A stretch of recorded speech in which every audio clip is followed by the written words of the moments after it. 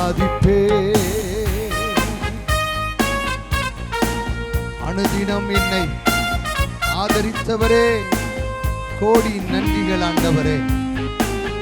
அதிசயமாய் எங்களை நடத்தி வந்தவரே,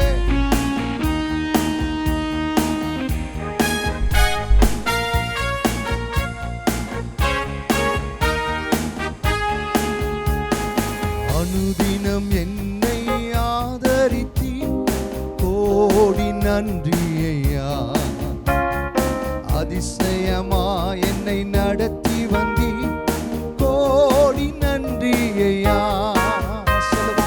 அனுதினம் என்னை ஆதரித்தி கோடி நன்றியா. அதிசயமா என்னை நடத்தி வந்தி கோடி நன்றியா. சொல்லுவோமா? ஜீவனுள்ள நாட்களெல்லாம் இயேசுவே உம்மை ஆராதிப்பேன். சொல்லுவோம். ஜீவனுள்ள நாட்களெல்லாம் இயேசுவே உம்மை ஆராதிப்பேன். சொல்லுவோம். ஜீவனுள்ள நாட்களெல்லாம் இயேசுவே உம்மை ஆராதிப்பேன்.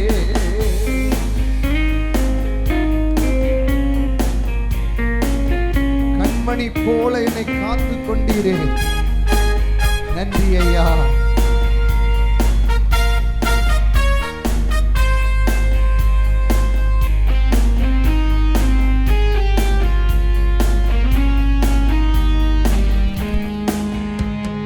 கண்மணி போல் என்னை காத்து கொண்டீ கோடி நன்றி ஐயா. கழுகினை போல் என்னை சுமந்து கொண்டீ கோடி நன்றி ஐயா. கண்மணி போல் என்னை காத்து கொண்டீ கோடி நன்றி ஐயா. கழுகினை போல் என்னை சுமந்து கொண்டீ கோடி நன்றி ஐயா. என் ஜீவனுள்ள நாட்களெல்லாம் இயேசுவே உம்மை ஆராதிப்பேன். என் ஜீவனுள்ள நாட்களெல்லாம் இயேசுவே உம்மை. சொல்லுவோமா? ஜீவனுள்ள சத்தமாய் இயேசுவே உம்மை. நீங்க மாத்திர சத்தமாய் ஜீவனுள்ள நாட்களெல்லாம் இயேசுவே உம்மை ஆராதிப்பேன். சீக்கிரம் வருவேன்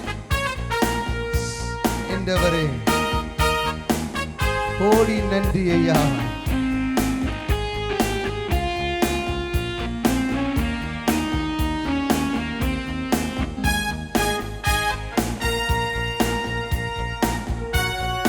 முன்பாக இருக்கிற சாட்ச சீக்கிரம் வருவேன் என்றவரே, கோடி நன்றி ஐயா. சீயோனில் என்னை சேர்த்திடும் கோடி நன்றி ஐயா.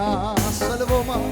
சீக்கிரம் வருவேன் என்றவரே, கோடி நன்றி ஐயா. சீயோனில் வருபவரே, கோடி நன்றி ஐயா. என் ஜீவனுள்ள இயேசுவே உம்மை ஆராதிப்பேன். என் ஜீவனுள்ள நாட்களெல்லாம் இயேசுவே உம்மை ஆராதிப்பேன். சொல்லுவீங்களா? ஜீவனுள்ள நீங்க மாத்திரம் இயேசுவே உம்மை. நீங்க மாத்திரம் சொல்லுவீங்களா? ஆமென். இம்மட்டும் என்னை நடத்தி வந்து கோடி நன்றி ஐயா. இனிமேலும் என்னை நடத்திடுவீர் கோடி நன்றி ஐயா. சொல்லுவோம். இம்மட்டும் என்னை நடத்தி வந்தீர் கோடி நன்றி ஐயா. இனிமேலும் என்னை நடத்திடுவீர் கோடி நன்றி ஐயா. ஜீவனுள்ள நாட்களெல்லாம் இயேசுவே உம்மை ஆராதிப்பேன். சொல்லுவோம், ஜீவனுள்ள நாட்களெல்லாம் இயேசுவே அனுதினம் என்னை ஆதரித்து கோடி நன்றி ஐயா. அதிசயமா என்னை நடத்தி வந்து இந்த நாள் வரை இவ்வளவு நாளாய் சதகம் அனுதினம் என்னை நடத்தி வந்து கோடி நன்றி ஐயா. அதிசயமா என்னை நடத்தி வந்து கோடி நன்றி ஐயா. ஜீவனுள்ள ஜீவனுள்ள நாட்களெல்லாம் இயேசுவே உம்மை ஆராதிப்பேன். ஜீவனுள்ள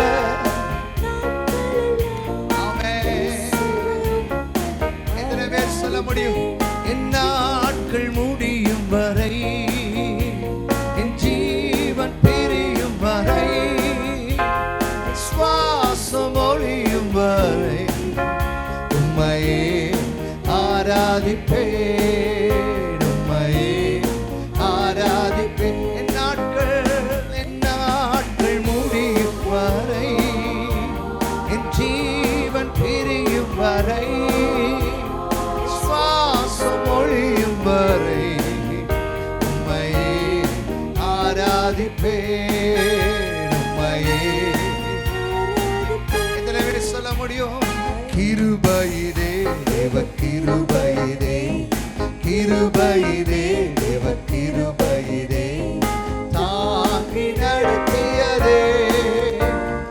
இயேசுவிலே உன்னே சரிலே அகமகிழ்ந்து நாம் ஆனந்திப்போம். இயேசுவிலே உன்னே சரிலே அகமகிழ்ந்து ஓ ஆருயிரன்பரம் எங்களுடனே ஜீவிய பாதையிலே இயேசுபரன்.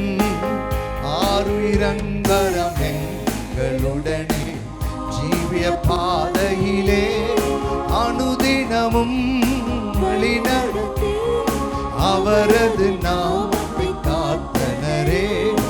அனுதினமும் வழி நடந்தே அவரது நாமத்தை காத்தனரே.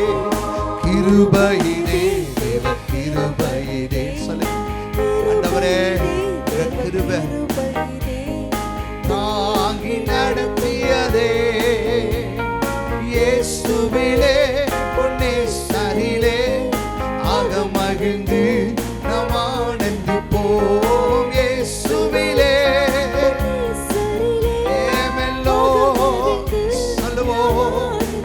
சொல்லுவோம், இயேசுவிலே பொன்னேசர். எத்தனை பேர் உள்ளத்தின் ஆழத்தில் இருந்து ஓ இயேசுவிலே பொன்னேசரிலே அகமகிழ்ந்து நாம் ஆனந்திப்போம். நல்ல கரங்களை தட்டி ஆண்டவருக்கு ஒரு நன்றிகளை செலுத்துவோமா? நாம் நிற்பதும் நிர்மூலமாகாதிருப்பதும் என் தேவன் நமக்கு பாராட்டின கிருபையே. வலது கரத்தை உயர்த்தி சொல்லுங்க பாப்போம். என் ஜீவனுள்ள சத்தமா இயேசுவே உம்மை உள்ளத்தின் ஆழத்தில் இருந்தேன். ஜீவனுள்ள ஓ இயேசுவே ஆராதிப்பேன். அல்லேலூயா. அனுதினம் கர்த்தர் எங்களை பாதுகாத்திருக்கிறார். அதை எண்ணி எத்தனை பேர் ஆண்டவரை துதிக்க போறீங்க? உங்க சத்தம் எழும்பட்டும். ஆமென், ஹல்லேலூயா. ஒரு 2 நிமிடம் அபிஷேகம் பெற்றவர்கள் நல்ல ஆவியில நிரம்பி சில நிமிடம் நல்ல கர்த்தரை ஸ்தோத்திரம் பண்ணுங்க பாப்போம். தேவன் எவ்வளவாய் நம்மை நடத்தினார், கர்த்தர் எவ்வளவாய் நம்மளை பாதுகாத்தார். ஹல்லேலூயா, ஹல்லேலூயா. தேவன் நம்ம மேல வைத்த அந்த கிருபை பெரியது. அப்பா என்று சொல்லி கூப்பிடுவீங்களா? இயேசுவே என்று சொல்லி கூப்பிடுவீங்களா? நம்முடைய அக்கிரமங்கள் எல்லாம் மன்னித்தாரே, நம்முடைய அழிவுக்கு தப்புவி தப்புவித்தாரே, கிருபை இரக்கங்களினாலே நம்மளை முடிசூட்டினாரே, அந்த ஆண்டவருக்கு நன்றின்னு சொல்லுவீங்களா? உங்க குரலை உயர்த்தி இயேசுவே நன்றின்னு சொல்லுவீங்களா? அப்பா உமக்கு நன்றி ராஜா. ஆமென். எங்கள் புலம்பலை களிப்பாய் மாற்றினவரே உமக்கு நன்றி ராஜா.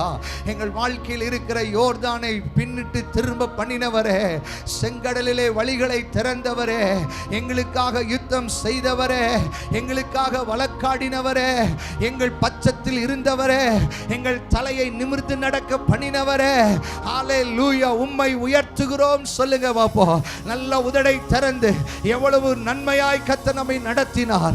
எத்தனை மரணங்களை பார்த்தோம், எத்தனை ஏமாற்றங்களை பார்த்தோம், எத்தனை பொல்லாப்புகளை பார்த்தோம். ஆனாலும் கர்த்தருடைய கரம் நம்மேல இருந்தது. அதற்காக நன்றி ராஜான்னு சொல்ல போகிறோம். கமான், எவ்வளவு தூர சத்தத்தை உயர்த்தி எங்க அப்பா இயேசுவை உயர்த்துகிறோமோ அவ்வளவாய் தேவனுடைய மகிமை, அவ்வளவாய் தேவனுடைய பிரசன்னத்தை கர்த்தர் இந்த மாலை வேளையில இந்த சின்ன கூட்டத்தில் இந்த மகத்துவம் உள்ள தேவன் தம்முடைய மகிமையை வெளிப்படுத்தும்படியாய், தம்முடைய அற்புதத்தை வெளிப்படுத்தும்படியாய், தம்முடைய பாரத்தை வெளிப்படுத்தும்படியாய், தம்முடைய கிருபையை வெளிப்படுத்தும்படியாய். நல்ல கர்த்தரை துதிங்க, துதிங்க. ஆமென். நீங்க துதிக்க துதிக்க துதிக்க உங்க கவலைகளை மறந்துருங்க. இங்க இருக்கிற சூழ்நிலைகளை பார்க்காதீங்க, முன்னாடி நின்று நடத்துகிற என்னை பார்க்காதீங்க. ஆமென். இந்த இடத்துல உலாவுகிற சேனைகளின் தேவனாகிய கர்த்தரை நோக்கி பார்ப்போம்.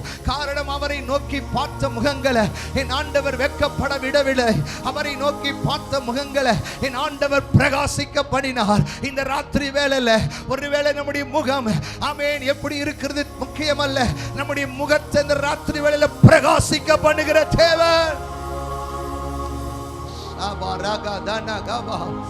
ஹல்லேலூயா. சோத்ர ஆண்டவரே, சோத்ர ஆண்டவரே. நல்ல கர்த்தரை துதிக்க துதிக்க அந்த பலன் இறங்கட்டும், நம்முடைய பலன் இறங்கட்டும். ஆமென். அவருடைய பூரண கிருபை இறங்கட்டும், அவருடைய பூரண கிருபை இறங்கட்டும். ஹல்லேலூயா. நிறைவானது வரும் பொழுது குறைவானவைகள் ஒளிந்து போகும். எல்லா குறைகள் ஒளிந்து போவதாக. துதிக்கும் போதே ஒரு விடுதலை, துதிக்கும் போதே ஒரு அற்புதம்.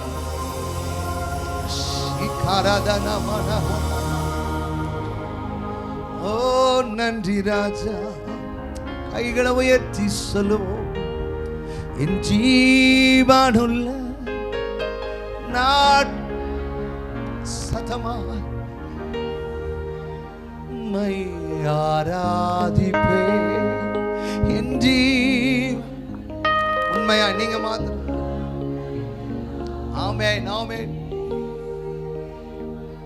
ஆராதிப்பேன். அல்லேலூயா, ஓசனா. Come on, lift up your name. அல்லே. உங்க குரலை உயர்த்தி அல்லேலூயா, ஓசனா. சதமா அல்லே. நீங்க மாத்திர சதமாய் உயர்த்துங்க, உயர்த்துங்க. அல்லேலூயா, ஓசனா. சதமா அல்லேலூயா, ஓஸ் ஓராதனா சே. அல்லே. சேர்ந்து சொல்லுவோம். எங்கள் மத்திய உலாவிடும் எங்களோடு வாசம் செய்யும். எங்கள் மத்தியில் சதமா. ஓ எங்கள்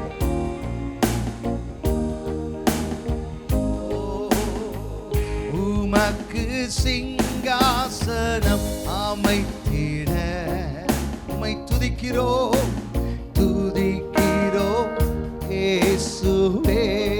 பரிசுத்த துடனே உம்மை தொழுகிறோம் இயேசுவே. எங்கள் மத்தியிலே, எங்கள் மத்திய உலாவிடும் இந்த ஆண்டுல 8வது மாசத்துல ஆண்டவரே எங்க வாழ்க்கையில உலாவுங்க ஆண்டவரே, எங்க குடும்பத்துல உலாவுங்க ஆண்டவரே, எங்க எங்கள் ஒவ்வொருவருடைய வாழ்க்கையிலும் எங்க ஆண்டவர் உலாவுவீராக. ஓ எங்களோடு வாசம் செய்யோ, எங்கள் மாத்திய உலாவிடும் எங்களோடு வாசம் செய்யோ.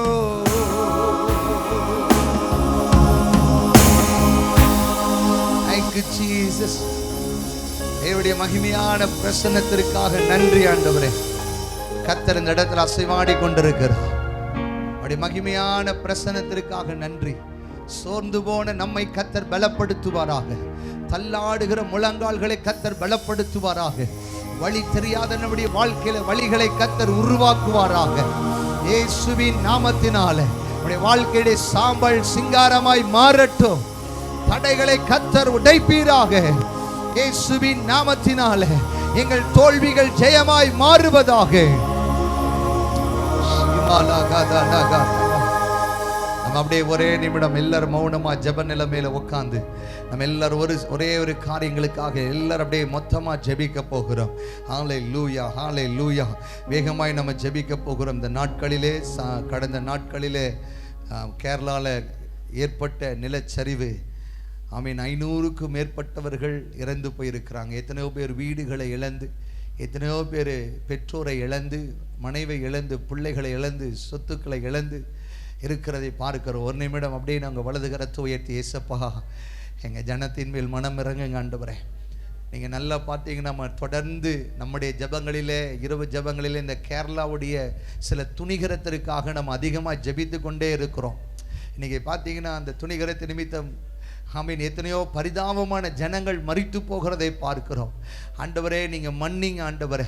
எல்லாரும் அப்படியே ஜெபிக்கலாமா? உங்கள் ஜெபசத்தை எழும்பட்டும், உங்கள் ஜெபசத்தை எழும்பட்டும். ஆண்டவரே மன்னிங்க ஆண்டவரே, எங்கள் ஜனங்களை தொடுங்க ஆண்டவரே. இனிமேல் நாங்கள் இப்படிப்பட்ட செய்திகளை கேட்கக்கூடாது ஆண்டவரே. ஆண்டவரே இந்த ஆத்துமா ரட்சிக்கப்பட்டது ரட்சிக்கப்படலையான்னு தெரியல ஆண்டவரே. ஆண்டவரே நாங்கள் கணக்கு ஒப்புவிக்கணுமே, எங்கள் ஜனங்களை தொடுங்க ஆண்டவரே.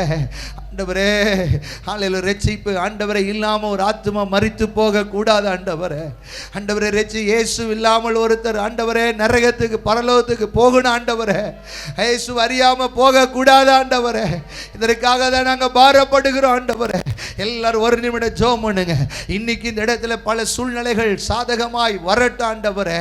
இன்னும் அநேக இடங்களிலே தோண்ட தோண்ட பிரேதங்கள் வருகிறது என்று சொல்லுகிறார்கள். தகப்பனே இந்த குடும்பங்களுக்கு ஆறுதல் வருவதாக, நன்மை உண்டாகட்டும் ஆண்டவரே, உண்டாகட்டும் ஆண்டவரே.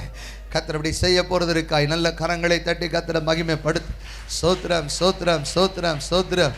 அது மாத்திரமல்ல, இந்த நாளிலே ஆமீன் அநேக பகுதியில் விபச்சாரம், போதை இன்னைக்கு இது பெருகி இருக்கிறது.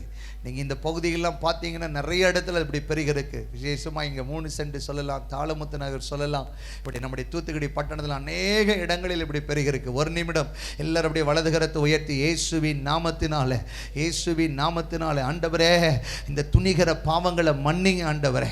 இந்த துணிகர செயல்களெல்லாம் மன்னிங்க ஆண்டவரே. இந்த போதை பழக்கத்திலிருந்து ஜனங்கள், இந்த அடிமைத்தனத்திலிருந்து ஆண்டவரே இந்த ஜனங்கள் வெளியே கொண்டு வாங்கப்பா. இந்த அடிமைத்தனத்தின் நுகங்கள் இயேசுவின் நாமத்தில் முறிக்கப்பட ஆண்டவரே, முறிக்கப்படட்டும் ஆண்டவரே. ஆண்டவரே இந்திய தேசத்தில் ஆண்டவரே 80% தமிழ்நாட்டில் இளைஞர்களை கொண்ட ஒரு நாடப்பா. ஆண்டவரே இந்த இளைஞர்கள் வீணாய் போகிறது, இந்த இளைஞர்கள் ஆண்டவரை துணிகரமாய் செயல்படுகிறது வேண்டாம் ஆண்டவரே. 31 நாட்களில் 131 கொலைகள் நடந்திருக்கிறதப்பா. இந்த துணிகரம் வேண்டாம் ஆண்டவரே, இந்த அக்கிரமங்கள் வேண்டாம் ஆண்டவரே. தயவாய் நீர் மன்னிங்க ஆண்டவரே. கர்த்தர் இந்த ஜனங்களை மன்னிக்க போறதற்கு நல்ல கரங்களை தட்டி கர்த்தரை ஸ்தோத்திரம் பண்ணு. ஸ்தோத்திரம், ஸ்தோத்திரம், ஸ்தோத்திரம், ஸ்தோத்திரம். ஹல்லேலூயா, ஆமீன். விசேஷமாக இந்த மாதத்தில் நம்ம ஜெப மாதம் நம்ம வைத்திருக்கிறோம். நம்முடைய 3 கேர்சல்ல இருந்து, விசேஷமாய் தாளமுத்து நகர் கேர்சல்ல இருந்து 10-12 பேர் ஆமீன் ஒவ்வொரு நிமிடமும் ஒவ்வொரு மணி நேரம் ஜெபிக்கிறாங்க. அதே போல் நம்முடைய அமுதா நகரில் 15 பேர் ஜெபிக்கிறாங்க. கிட்டத்தட்ட 32 மணி நேரம் ஒரு நாளைக்கு ஜெபங்கள் ஏறெடுக்கப்படுகிறது. ஹல்லேலூயா, ஆமீன். எல்லாரும் அப்படியே ஜெபிக்க போகிறோம். இந்த மாதத்தில் ஆண்டவரை ஜெபிக்கிற ஒவ்வொரு குடும்பத்திலையும் கர்த்தர் ஒரு அற்புதத்தை செய்யும்படியாக எல்லாரும் ஜெபிக்கலாமா? இன்னும் ஜெபத்தில் நம்ம ஆழத்துக்கு வரணும் ஆண்டவரை. ஆண்டவரை ஜெப ஆவி இன்னும் எங்களுக்குள் பற்றி பிடிக்கட்டும் சொல்லி எல்லாரும் ஒரு நிமிடம் ஜெபம் பண்ணுங்க. எல்லாரும் அப்படியே ஜெபிக்க போகிறோம், எல்லாரும் அப்படியே ஜெபிக்க போகிறோம். ஆமீன், ஹல்லேலூயா. இந்த ஆமீன், கிட்டத்தட்ட 27 பேர் ஜெபிக்கிறாங்க இந்த 27 மணி. ஆமீன், ஹல்லேலூயா. எல்லாருக்குள்ள இந்த ஜெப ஆவி பற்றி பிடிக்கட்ட ஆண்டவரே. இந்த மாசத்துல யாரெல்லாம் பொருத்தனை பண்ணி ஜெபிக்கிறார்களோ, இந்த ஜெப மாசத்துல கர்த்தர் ஒரு அற்புதத்தை உங்கள் குடும்பத்தில் செய்வீராக. ஆமென். கர்த்தர் அப்படி செய்ய போறதற்கு நல்ல கரங்களை தட்டி கர்த்தரை ஸ்தோத்திரம் பண்ணுவோம். ஸ்தோத்திரம், ஸ்தோத்திரம், ஸ்தோத்திரம், ஸ்தோத்திரம், ஸ்தோத்திரம். அதே போல கடந்த மாதத்துடைய எல்லா கூட்டங்களையும், கன்வென்ஷன்களையும், பிரயாணங்களையும் கர்த்தர் ஆசீர்வதித்து கொடுத்தார். அதற்காக கரங்களை உயர்த்தி கர்த்தரை ஸ்தோத்திரம் பண்ணுவீங்களா? ஸ்தோத்திரம், ஸ்தோத்திரம், ஸ்தோத்திரம். வருகிற வாரத்தில் இருக்கிற ஆமென், ஹல்லேலூயா, எங்களுடைய கடலூர் ஆமென் ஜெப முகாமுக்காக, ஆமென் வாலிபர் முகாமுக்காக, ஆமென் என்னுடைய ஆமென் வாடிப்பட்டியில் நடக்கிற கன்வென்ஷனுக்காக, தாளைக்குளத்தில் நடக்கிற கன்வென்ஷனுக்காக எல்லாரும் உங்கள் வலது கரத்தை உயர்த்தி ஒரே நிமிடம் சொல்லி ஜெபம் பண்ணிடுங்க. ஏசப்பா பயன்படுத்துங்க ஆண்டவரே, உங்களுடைய வல்லமை வெளிப்படட்டும் ஆண்டவரேன்னு சொல்லி ஜெபம் பண்ணுங்க. இந்த மாதத்தில் கர்த்தர் எங்களுடைய பிரயாணங்களை ஆசீர்வதிக்கட்டும், ஊழியத்தில் கர்த்தர் பலத்த காரியத்தை செய்யட்டும், தேவனுடைய மகிமை வெளிப்படட்டும் ஆண்டவரே. ஆண்டவரே எங்களை தாழ்த்துகிறோம் ஆண்டவரே, தொடர்ந்து உங்களுடைய ஆளுகையின் கீழே கொண்டு வருகிறோம் இயேசு கிறிஸ்துவின் நாமத்தில் பிதாவே, ஆமென். கர்த்தர் நம்முடைய எல்லா ஜெபத்தை கேட்டிருப்பதற்கு நல்ல கரங்களை தட்டி இயேசுவே உமக்கு நன்றி, நன்றி, நன்றி, நன்றி. நல்ல கரங்களை தட்டி உம்மோடு என்னாலும் உறவாட அருள் செய்யுமே, தடையாவும் அகற்றிடுமே, தயை கேட்டு உம் பாதம் வந்தே, உம்மோடு என்னாலும் உறவாட அருள் செய்யுமே, தடையாவும் அகற்றிடுமே, தயை கேட்டு உம் பாதம் வந்தே, எந்தன் ஜெபமே உம்மை தேடி வந்தே, தேவா பதில் தாருமே, எந்தன் கோட்டை எந்தன் தஞ்சம் நீரே, உம்மை நான் நாடி வந்தே, எந்தன் கோட்டை எந்தன் தஞ்சம் நீரே, உம்மை நான் நாடி வந்தே. நல்ல தகப்பனே, தொடர்ந்து நீங்க ஆளுகை செய்யுங்க. உங்க கரத்தில் எங்களை தாழ்த்தி வெறுமையாக்குகிறோம் இயேசு கிறிஸ்துவின் நாமத்தில் பிதாவே, ஆமென். இந்த நாளிலும் தர்மியான மாலை வேளையில் ஆல்டர் பிரேயர் மினிஸ்ட்ரியோடு கூட இணைந்து ஆண்டுடைய நாமத்தை உயர்த்த தேவன் கிருபை பாராட்டினார். அருமையான சாம் அர்னால்டனுக்காக நான் ஆண்டவரை துதிக்கிறேன், ஸ்தோத்தரிக்கிறேன். அருமையான பிரேமணனுக்காக ஆண்டவரை துதிக்கிறேன், ஸ்தோத்தரிக்கிறேன். இந்த நாளில் நம்ம மத்தியில் 5 சிக்கிம் மிஷினரிகள், ஒருவேளை கடுமையான பணிகளை செய்கிற பணித்தள ஊழியர்கள் நம்ம மத்தியில் வந்திருக்கிறாங்க. இப்பொழுது அவர்கள் தங்களுடைய சாட்சியை பகிர்ந்து கொள்வாங்க. அதே அருமையான டெரன்சனை அவங்க தமிழாக்கம் செய்து தருவாங்க. Praise the Lord. Praise the Lord. Hallelujah. Hallelujah. मैं आशा करता हूँ आप लोग सब खुश है और आशीषित है. நான் இப்படியாய் நம்புகிறேன், நீங்க எல்லாரும் சந்தோஷமா இருக்கீங்க, நல்ல நம்பிக்கையா இருக்கீங்கன்னு சொல்லி நான் விசுவாசிக்கிறேன். लेकिन मेरा थोड़ा हेल्थ बिगड़ चुका था, लेकिन अभी प्रभु ने मुझको चंगाई किया. என்னுடைய உடல்நிலை கொஞ்ச நேரத்துக்கு முன்னாடி ரொம்ப மோசமா இருந்துச்சு. ஹாஸ்பிட்டல் கூட்டு போயிட்டு தான் வந்தோம். இப்போ ஒரு 5-10 நிமிஷத்துக்கு முன்னாடி அவரை கூட்டு போயிட்டு தான் வந்திருக்கோம். ஆனா இப்போ ஆண்டவர் என்ன சுகப்படுத்தியிருக்காருன்னு அவர் உற்சாகமா சொல்றாரு. क्योंकि क्लाइमेट के वजह से, ஏன்னா இங்க உள்ள கால சூழ்நிலைகளை பொறுத்து, உணவு ஆகாரத்தை பொறுத்து என்னுடைய சரீரம் கெட்டு போயிடுச்சு. आज मैं आपके साथ मेरा टेस्टिमनी छोटकरी रूप से मैं बताना चाहता हूँ. நான் இப்பொழுது உங்க மத்தியில என்னுடைய சாட்சி எவ்வளவு சுருக்கமாக சொல்ல முடியுமோ அவ்வளவு சுருக்கமாக சொல்ல விரும்புகிறேன். मेरा नाम मिंगमा दवा लिप्चा और मैं அவருடைய सिक्किम से பெயர் हूँ. இப்போ எழுதி வச்சுக்கோங்க, எழுதணும்னு ஆசை உள்ளவங்க எழுதிக்கோங்க. அவருடைய பெயர் வந்து மிம்மா தபாலிச்சா, மிம்மா தபாலிச்சா, सिक्किम. मैं जब प्रभु को नहीं पाया था हम लोग परिवार सब बुद्धिस्ट है। முதலாவது ஆண்டவர் எனக்கு தெரியாது, நான் ஒரு புத்த குடும்பத்தை சார்ந்தவன். मैं बुद्ध बैकग्राउंड से बिलोंग्स करता हूँ। நான் புத்த குடும்பத்தை சார்ந்தவன். और जब मेरा माँ बाप सब हम लोग बुद्धिस्ट में रहते वक्त बहुत स्ट्रांगली था, मेरा फैमिली और मेरा आसपास गांव सभी स्ट्रांग था अपना रिलीजन में। நாங்கள் புத்தர்களாக இருக்கும் பொழுது, புத்த மதத்தை சார்ந்து நாங்கள் இருக்கும் பொழுது, எங்களையும் எங்களுடைய குடும்பத்தை சார்ந்த அனைவரும் நாங்கள் எங்களுடைய கிராமத்தில் எங்களுடைய ஏரியாவில் வந்து ரொம்ப அந்த புத்த வழிபாடுகளில் ரொம்ப ஸ்ட்ராங்காக, ரொம்பவே ஸ்ட்ராங்காக இருந்தோம். क्योंकि दूसरे धर्म को वो परिवर्तन करने नहीं देता, गांव लोग आके वो लोग डांट कर पीट कर कैसे होता है वो वापस बुद्धि से ही भेजता था। அவை ஒருவேளை யாராவது சுவிசேஷத்தை சொல்ல அல்லது பிற மதத்தை குறித்து சொல்ல வந்தாங்கன்னா எங்கள் கிராமத்தில் வழக்கம் என்னென்னா அவங்கள அடித்து துரத்திடுவோம். அப்படி யாரும் மற்ற மதத்தை தழுவணும்னு ட்ரை பண்ணாங்கன்னா எங்கள் கிராமத்தில் இருக்கவே நாங்கள் விட மாட்டோம். ऐसे ही चलता रहा। அப்படியே எங்களுடைய வாழ்க்கை கடந்து போய் கொண்டிருந்தது. और एक दिन का बाद ஒரு நாள் இப்படியாக கால சூழ்நிலை வந்தது. मेरा पिताजी अचानक से बीमार हो गया। திடீரென என்னுடைய தகப்பனார் மிகவும் வியாதிப்பட்டார். ऐसा बीमार लाइफ में कभी हम लोग परिवार में सोचा नहीं था। எங்களுடைய வாழ்க்கையில் இப்படி ஒரு நோய் எங்கள் அப்பாவுக்கு வரும் நாங்கள் எதிர்பார்க்கவே இல்லை. मेरा पिताजी पूरा शरीर में पैरालाइज हुआ। என்னுடைய தகப்பனாருக்கு உடல்நிலை இப்படியாக மாறி போனது, முழு சரீரமும் செயல்பட முடியாமல் பக்கவாதம் வந்துவிட்டது. वो चल नहीं सकता, बोल नहीं सकता, फिर नहीं सकता। इतना मेरा पिताजी स्ट्रांग था, शरीर में हेल्थ अच्छा था, लेकिन उसके बावजूद ही अचानक से क्या हुआ मेरे पिताजी को। என்னுடைய தகப்பனார் மிகவும் ஒரு ஸ்ட்ராங்கான மனுஷன். ஆனால் அவருக்கு எப்படி ஒரு பக்கவாதம் வந்ததுன்னு தெரில. அவரால் நடக்க முடியாது, அவரால் எழும்ப முடியாது, அவரால் பேச முடியாது, அவரால் அசைய முடியாது. அப்படிப்பட்ட ஒரு எதுவும் பேசக்கூட முடியாது. அப்படிப்பட்ட ஒரு நிலைமையில் என்னுடைய தகப்பனார் மாட்டிக்கொண்டார். और एक वजह से हम लोग घर इतना परेशान हुआ, इतना डिप्रेशन में चला गया। हम लोग गांव के प्रीस्ट लोग को भी बुलाकर सब कुछ किया, लेकिन मेरा पिताजी दिन प्रतिदिन वो क्रिटिकल कंडीशन में चलता रहा, लेकिन ठीक का नहीं था। என்னுடைய தகப்பனோட நிலைமை மிகவும் மோசமாக இருந்ததுனால எங்களுடைய கிராமத்தில் உள்ள பெரிய அந்த புத்த மதத்தில் உள்ள பெரிய ஆசாரியர்களை, அவங்களெல்லாம் குருகளெல்லாம் கூப்பிட்டு என்னெல்லாமோ பண்ணி பார்த்தோம், எப்படியாவது என்னுடைய தகப்பனார் சரியாயிருவாருன்னு. ஆனால் என்னுடைய தகப்பனுடைய நிலைமை இன்னும் கிரிட்டிக்கலாக தான் போச்சு, தவிர அவருக்கு சுகம் கிடைக்கவில்லை. और कुछ गांव के लोग और मेरा आफंत लोग ने बोला कि एक बार पिताजी को हॉस्पिटल ले चलना पड़ेगा। என்னுடைய கிராமத்தினரும் சொந்தக்காரர்கள் இப்படி பல பேர் சொன்னாங்க, உங்கள் அப்பாவை எப்படியோ கொஞ்சம் ஒரு நேரமாவது ஹாஸ்பிட்டல் கூட்டு போங்க அப்படின்னு और சொன்னாங்க. हमारा परिवार में भी सब कुछ हॉस्पिटल मेरा पिताजी को लेके चला गया। என்னுடைய குடும்பத்தினரும் பலரும் சேர்ந்து என்னுடைய தகப்பனாரை ஹாஸ்பிட்டல் கூட்டு போயிட்டாங்க. तुरंत डॉक्टर ने बोला एडमिट करना पड़ेगा। டாக்டர் உடனே சொன்னாங்க இவர் அட்மிட் பண்ணிருங்கன்னு சொன்னாங்க. जब सब कुछ टेस्ट हो चुका है और बोला, डॉक्टर ने बोला तुम्हारा पिताजी अब बाँच नहीं सकता क्योंकि लेट हो चुका है, क्योंकि और मल्टी ऑर्गन सब कुछ फेल हो चुका है।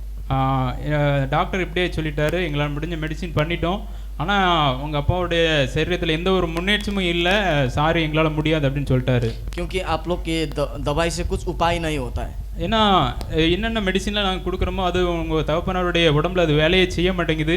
அதனால் உங்கள் தகப்பனாருக்கு வந்து இப்போது எங்களால் முடிஞ்சதை பண்ணிட்டோம், எங்களால் முடியல, நீங்கள் ரொம்ப லேட்டாக தான் வந்திருக்கீங்கன்னு சொல்லிட்டாங்க. और भी निराशा होने लगा मेरा माँ और हम लोग। என்னுடைய தாய், இன்னும் என்னுடைய சகோதர எல்லாரும் இன்னும் நாங்கள் அதிகமாக நம்பிக்கை இல்லாத நிலைமைக்கு போய் நாங்கள் அதிக டிப்ரெஷனுக்குள்ளாக, நாங்கள் மன அழுத்தத்துக்குள்ளாக நாங்கள் போய்விட்டோம். और मेरा माताजी डिप्रेशन में चला जाके कभी दारू पी के आके डॉक्टर को भी डांटता था, हम लोग को भी डांटता था। நல்லா கவனிங்க, இவரோட தாய், இவரோட அம்மா வந்து டிப்ரெஷன் மன அழுத்தம் அதிகமாகி நல்லா சரக்கு அடிச்சிட்டு, சரக்குனா புரியுதில்ல, சாராயம் நல்லா குடிச்சிட்டு, அவங்க அம்மா நல்லா சரக்கு அடிச்சிட்டு டாக்டரை போய் திட்டுவாங்களாம், இவங்க பிள்ளைகளையும் போட்டு திட்டின்னு பயங்கரமாக ஏசுவாங்களாம். और डॉक्टर ने बोला डिस्चार्ज करके हम लोग घर लेके आए मेरे पिताजी को। டாக்டர் இப்படியா சொல்லிட்டாங்க, தயவுசெய்து இவங்களை டிஸ்சார்ஜ் பண்ணி வீட்டுக்கு கூட்டு போயிருங்கன்னு சொல்லிட்டாங்க. और भी मेरा पिताजी और क्रिटिकल कंडीशन में चला रहा है। என்னுடைய அப்பா இன்னும் அதிகமாக மோசமான நிலைமைக்கு போயிட்டாங்க. कोई बोल भी नहीं सकता, खा भी नहीं सकता, पहचान भी नहीं सकता हम लोग को। என்னுடைய தகப்பனாரால் எதுவும் பேச முடியாது, சாப்பிட முடியாது, எங்கிட்ட பைசாவும் அதிகமாக இல்லை. तब वैसा चलता रहा था। இப்படியாக காலநிலை போய்கொண்டே இருந்தது. पर एक दिन का बाद ஒரு நாள் இப்படியாக நடந்தது. दूसरे गांव से एक भैया हमारे पास घर में आया। இன்னொரு கிராமத்திலிருந்து என்னுடைய வீட்டிற்கு ஒரு மனிதர் வந்தார். वो भैया इवांजेलिस्ट था। அவருடைய அந்த மனிதன் ஒரு சுவிசேஷகர். और उसने प्रभु यीशु के बारे में मेरा पिताजी को और मेरा माँ और हम सभी को बताया. அந்த மனிதன் ஆண்டவராகிய இயேசு கிறிஸ்துவை குறித்து என்னுடைய தாய்க்கு தகப்பனுக்கு எங்க எல்லாருக்கும் சொல்ல ஆரம்பித்தார்கள். और वो बोला कुछ नहीं होगा, तुम्हारा पिताजी ठीक हो सकता है, प्रभु यीशु को ग्रहण कीजिए. அந்த சுவிசேஷகர் இப்படியாக சொன்னார், ஒண்ணுமே ஆகாது, பயப்படாதீங்க, நீங்க ஆண்டவராகிய இயேசு கிறிஸ்துவை ஏத்துக்கோங்க, இயேசப்பா கண்டிப்பா சுகம் கொடுப்பாங்க, நீங்க நல்லா இருப்பீங்கன்னு சொல்லி சொன்னாங்க. और वो पॉजिटिव वर्ड्स के कारण हम लोग भी थोड़ा विश्वास करने लगा. அந்த சுவிசேஷகர் அவர் கர்த்தருடைய வார்த்தையும் சொல்லி ஒரு நல்ல பாசிட்டிவான நேர்மறையான வார்த்தைகளை சொன்னதுனால எங்களுடைய வாழ்க்கையிலும் எங்களுக்கு இருந்த நம்பிக்கை இல்லாத நிலைமையில கொஞ்சம் நம்பிக்கை எங்களுடைய வாழ்க்கையில ஆரம்பித்தது. लेकिन आगे जितना मेरा पिताजी देखता है वो सब लोग नेगेटिव हो रहा था, लेकिन वो एक भैया पॉजिटिव वर्ड्स हम लोग को बोला. எங்க அப்பா எப்போ சுகவீனமா மாறினாங்களோ அந்த நேரத்துல இருந்து நாங்க ஃபுல்லா நெகட்டிவ் வேர்ட்ஸை தான் கேட்டுட்டே இருந்தோம். ஆனா முத முறையா அந்த சுவிசேஷகர் தான் பாசிட்டிவான ஒரு வார்த்தையை சொன்னாரு. और हम लोग को बहुत कठिन था प्रभु में आने से. ஆண்டவராகிய இயேசு கிறிஸ்துவிடம் வந்தது நிமித்தம் எங்களுடைய வாழ்க்கையில வந்த போராட்டங்கள் அளவுக்கு அதிகமானது. क्योंकि हमारा समाज इतना ज्यादा कठोर था बुद्धिज्म में. ஏன்னா எங்களுடைய அந்த மதமானது புத்த மதமானது அப்படி ஒரு கடினமானது, ரொம்ப கடினமானது. किसी भी धर्म में जाके वो हम लोग को गांव से निकाल देता है, वैसा था. நாங்க வேற ஏதாவது மதத்தை தழுவுனா கிராமத்துல இருந்து எங்களை தனியா விரட்டிடுவாங்க. लेकिन वो सब कुछ छोड़कर हम लोग विश्वास हम लोग करेंगे, हाँ ठीक है विश्वास करेंगे, लेकिन मेरा पिताजी ठीक होना चाहिए, हम लोग ऐसे बोला. நாங்கள் எங்களை வீட்டுல எல்லாரும் எப்படியா சொன்னோம், நாங்க கண்டிப்பா ஆண்டவரை விசுவாசிக்கிறோம், ஆனா எப்படியாவது எங்க அப்பா சுகம் அடையணும் அப்படின்னு சொல்லி நாங்க விசுவாசிச்சோம். जब हमारा बात प्रभु को एक्सेप्ट किया, बोलने से गांव लोग हमारा घर में नहीं आया. என்னுடைய தகப்பன் ஆண்டவரை ஏற்றுக்கொண்டார், ஆனா வெளியில உள்ள எங்க கிராமத்தினர் யாரும் எங்க வீட்டுக்கு வரல. लेकिन फिर भी हम लोग विश्वास में आस्ते से चला रहा था. ஆனா நாங்க ஒவ்வொரு நாளும் விசுவாசத்திலே எங்களுடைய வாழ்க்கையை ஆரம்பித்தோம். वो लोग कंटिन्यू आके फेलोशिप हम लोग को दे रहा था. ஒவ்வொரு நாளும் அடிக்கடி அந்த சுவிசேஷகர் வந்து கர்த்தருடைய ஆலோசனை எங்களுக்கு கொடுத்து கொண்டே இருந்தார்கள். I think 1 month later. நான் நினைக்கிறேன் கிட்டத்தட்ட ஒரு மாதத்திற்கு பின்பு. और उस टाइम भी वैसा ही फेलोशिप हो रहा था.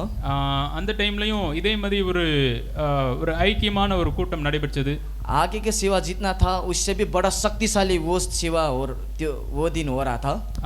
வழக்கமா எப்படி ஆராதனை கூட்டங்கள் நடக்குமோ அதை விட அன்னைக்கு கொஞ்சம் நல்ல ரொம்ப பெஸ்டா இருந்துச்சு எங்களுக்கு. इतना ज्यादा पवित्र आत्मा को उपस्थिति वहां था. இப்படியாக நடந்தது. பரிசுத்த ஆவியானவருடைய ஆளுகை இந்த இடத்துல கடந்து வந்தது. और जब प्रार्थना कर रहा था, वो वर्शिप कर रहा था, सब लोग अन्य भाषा से प्रार्थना कर रहा था. तब अचानक से मेरा पिताजी वो लेटर रहा था, वो अचानक से वो बेड को छोड़कर खड़ा होने लगा. இப்படியாக நடந்தது. அன்னைக்கு அந்த கூட்டம் உண்மையிலே ஒரு விசேஷமாக இருந்தது.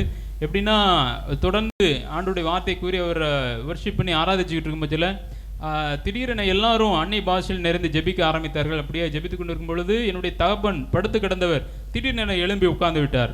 और हम लोग विश्वास करने लगा मेरा पिताजी वो कभी अभी बीमार होते वक्त कभी नहीं चला था, लेकिन उस टाइम मेरा पिताजी दौड़ने लगा, उधर से इधर खुशी होने लगा और प्रभु को महिमा कर रहा था, बोल रहा है. இப்படியாக நடந்தது. அந்த அன்னை பாஷையில் எல்லாரும் ஜெபித்து கொண்டிருக்கும்போது என்னுடைய தகப்பன் எழுந்து மட்டும் உட்கார்ந்தது மட்டும் இல்லை, அங்கிட்டு ஓட ஆரம்பித்தார். என்னுடைய தகப்பனார் ஓட ஆரம்பித்தார், பேச ஆரம்பித்தார், எல்லாருடைய உடல் உறுப்புகளும் செயல்பட ஆரம்பித்து விட்டது. और उसके बाद हम और हमारा परिवार सब कुछ प्रभु छोड़कर प्रभु में ग्रहण किया, बपतिस्मा लिया और सेवकाई में आगे चला. அதுக்கப்புறம் நாங்கள் எல்லாரும் அந்த புத்த மதத்தை அப்படியே விட்டு கர்த்தருடைய மார்க்கத்தில் நாங்கள் வந்தோம். தொடர்ந்து நாங்கள் குடும்பமாக ஆண்டவருக்கென எங்களை அர்ப்பணித்து ஞானஸ்நானம் எடுத்துக்கொண்டோம். தொடர்ந்து கர்த்தருடைய ஊழியத்தை நாங்கள் செய்து கொண்டு வருகிறோம்.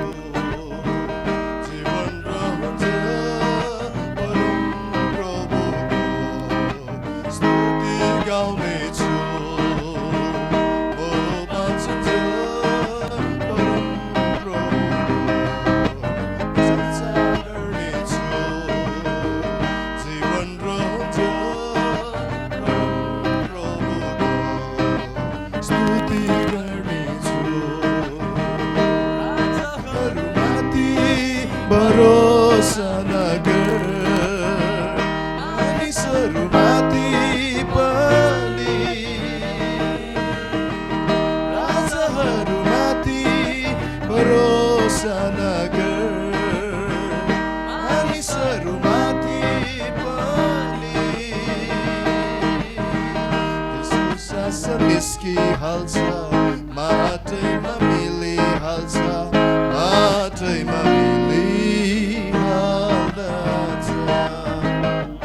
म बाँच्छ परम प्रभुको संसार गर्नेछु जीवन रहन्छ परम प्रभुको संसार गर्नेछु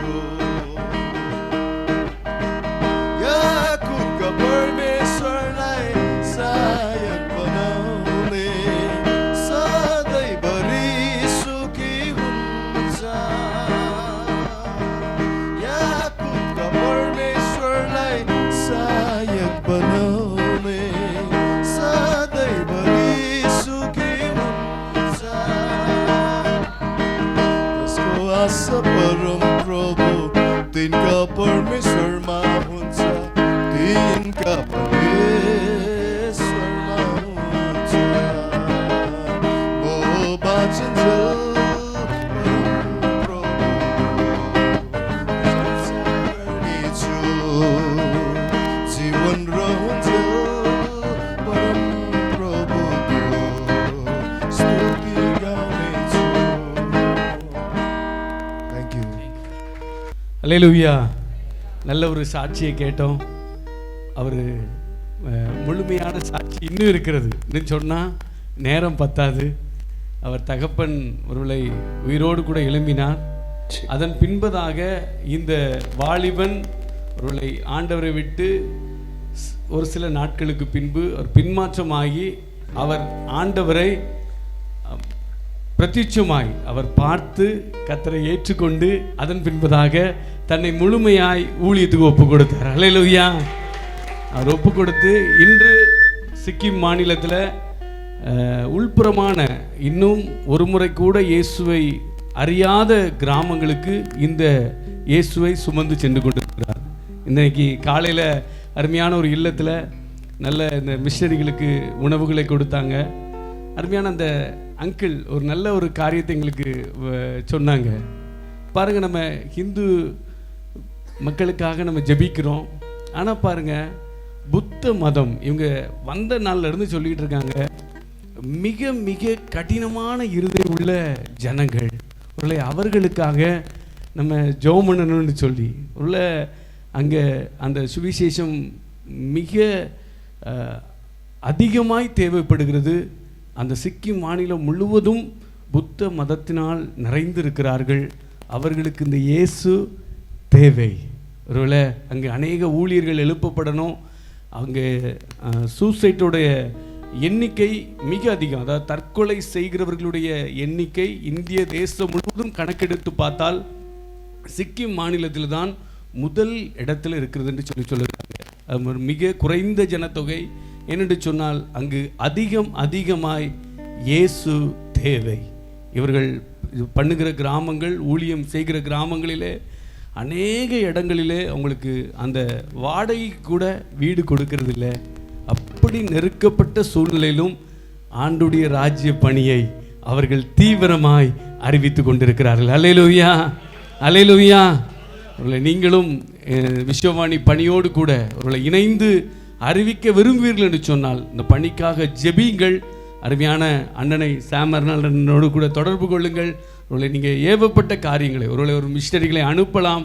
இதற்காக ஜெபிக்க ஒருவேளை உங்களுக்கு ஜெப விண்ணப்பங்களை வேண்டுமென்றால் நாங்கள் அனுப்ப ஆயத்தமாக இருக்கிறோம். ஒருவேளை இணைந்து செயல்படுவோம். நம் தேசம் கர்த்தரை அறிகிற அறிவினால் நிரம்பட்டும். இப்பொழுது ஒரு கோரஸ் பாடல்களை பாடி நம் ஆண்டவருடைய வார்த்தைக்கு நேராய் கடந்து செல்வோம்.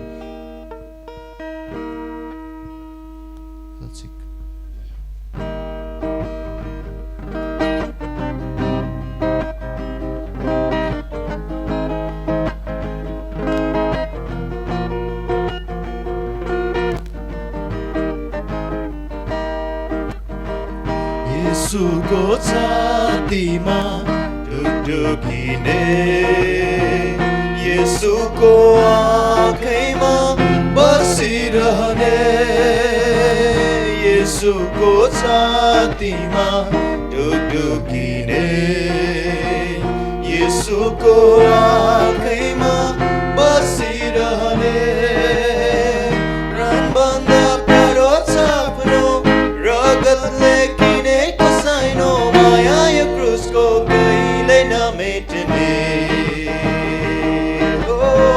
प्राणभन्दा प्यारो छ आफ्नो रगतले किनेको साइनो माया यो क्रुसको कहिल्यै नमेट्ने मण्डली हामी हौ ख्रीष्ट येशूको हामी हौ ख्रीष्ट प्रभुको मण्डली हामी हौ ख्रीष्ट येशूको दुलही हामी हौ ख्रीष्ट प्रभुको सम्बन्ध गहिरिएको मनमुटु खिलिएको प्रेमले उनको कहिल्यै नटुट्ने यो सम्बन्ध गहिरिएको मनमुटु खिलिएको प्रेमले उनको कहिल्यै नटुट्ने यो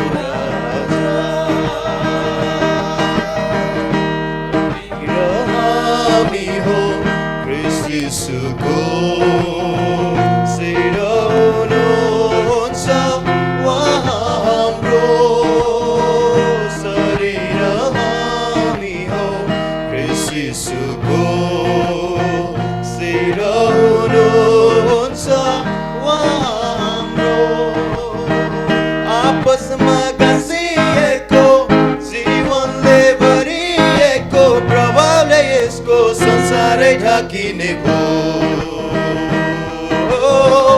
आपसमा गाँसिएको जीवनले भरिएको प्रभावले यसको संसारै ढाकिने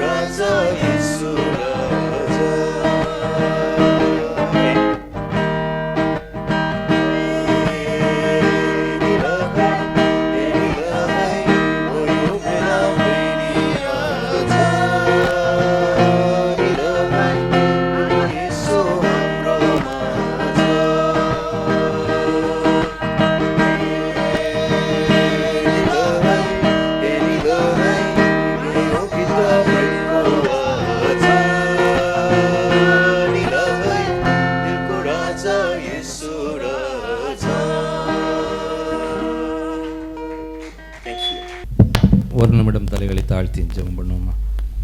அன்பும் இரக்கமும் நிறைந்த நல்ல ஆண்டவரே, இந்த ஆசீர்வதிக்கப்பட்ட மாலை பொழுதுக்காக உமக்கு நாங்கள் கோடான கோடி நன்றி செலுத்துகின்றோம்.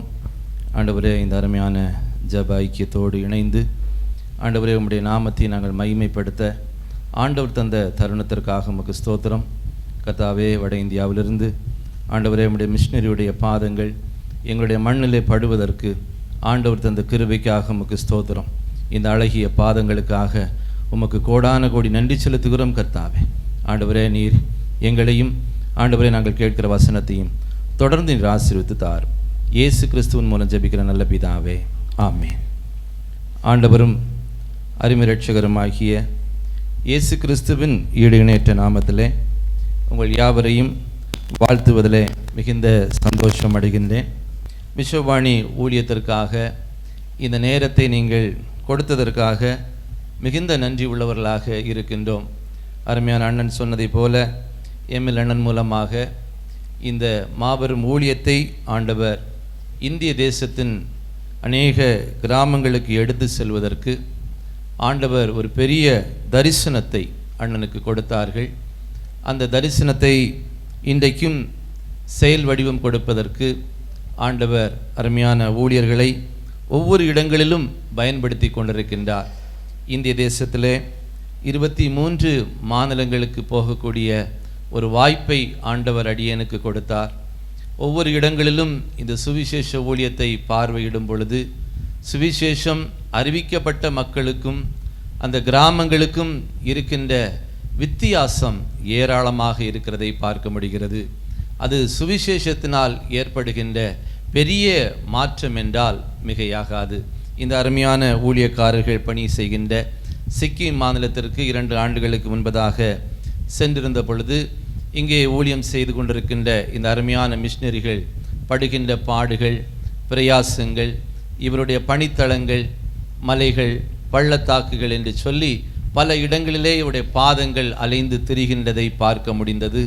அது மாத்திரமல்ல, நூற்றுக்கணக்கான விசுவாசிகள் கூட்டம் கூட்டமாக கர்த்தராகிய இயேசு கிறிஸ்துவை ஆராதிப்பதை பார்க்கும் பொழுது இன்னும் பெரும் மகிழ்ச்சியை எங்கள் இருதயங்களிலே கர்த்தர் கொடுத்தார்.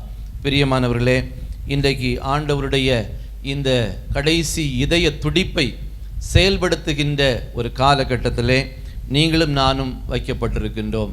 நாங்கள் அடிக்கடி செல்லுகின்ற ஒரு மாநிலம் ஒரிசா மாநிலம். ஏனென்றால் நான் கன்னியாகுமரி மாவட்டத்தை சார்ந்தவன். கன்னியாகுமரி மாவட்டத்தின் மூலமாக ஒரிசா, ஜம்மு காஷ்மீர் ஆகிய 2 மாநிலங்களை நாங்கள் ஊழியத்திலே தத்தெடுத்து அந்த கிராமங்களுக்கு நற்செய்தியாளர்களை அனுப்புவது எங்களுடைய செயலாக இருக்கின்றது, கடமையாக இருக்கின்றது.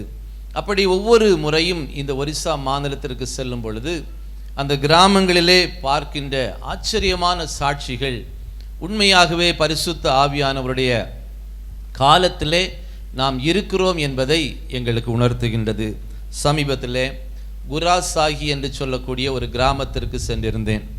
அந்த குராசாகி என்று சொல்லக்கூடிய கிராமத்திலே சுபோத் புயான் என்று சொல்லக்கூடிய அருமையான ஒரு சோரா ஆதிவாசி இளைஞன் அந்த கிராமத்திலே ஊழியத்தை ஆரம்பித்தார்கள்.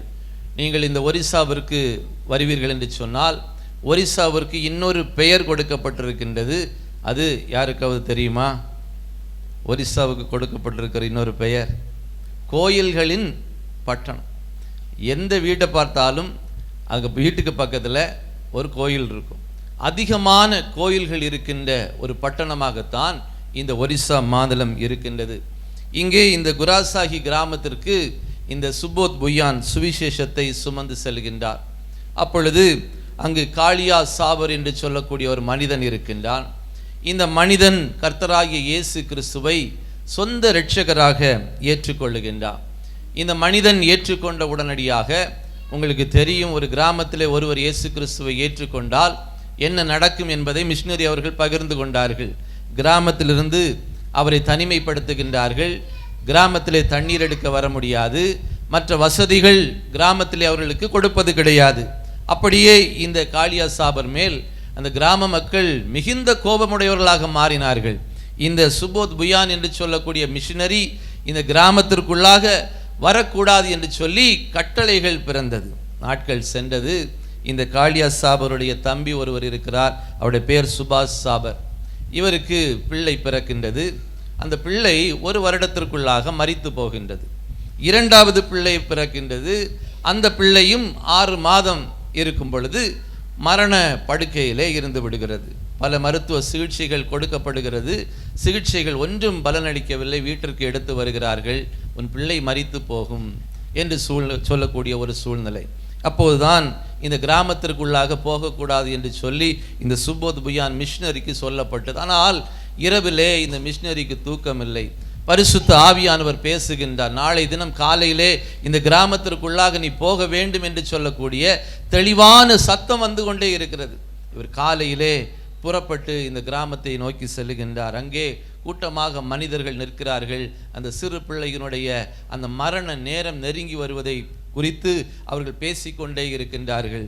தூரத்திலே இந்த காளியா சாபர் இந்த அருமையான சுபோத் புயானை பார்க்கிறார். நீ ஏன் இந்த கிராமத்திற்கு வருகிறாய்? ஏற்கனவே இங்கே மிகவும் கோபத்தோடு ஜனங்கள் இருக்கிறார்களே, தயவு செய்து இங்கிருந்து நீ சென்று விடு என்று சொல்லக்கூடிய அங்கே வார்த்தைகள் சொல்லப்படுகிறார். ஆனால் இந்த மனிதன் சொல்லுகிறான், இல்லை, பரிசுத்த ஆவியானவர் என்னை திட்டமும் தெளிவுமாக இந்த கிராமத்திற்கு அனுப்புகின்றார்.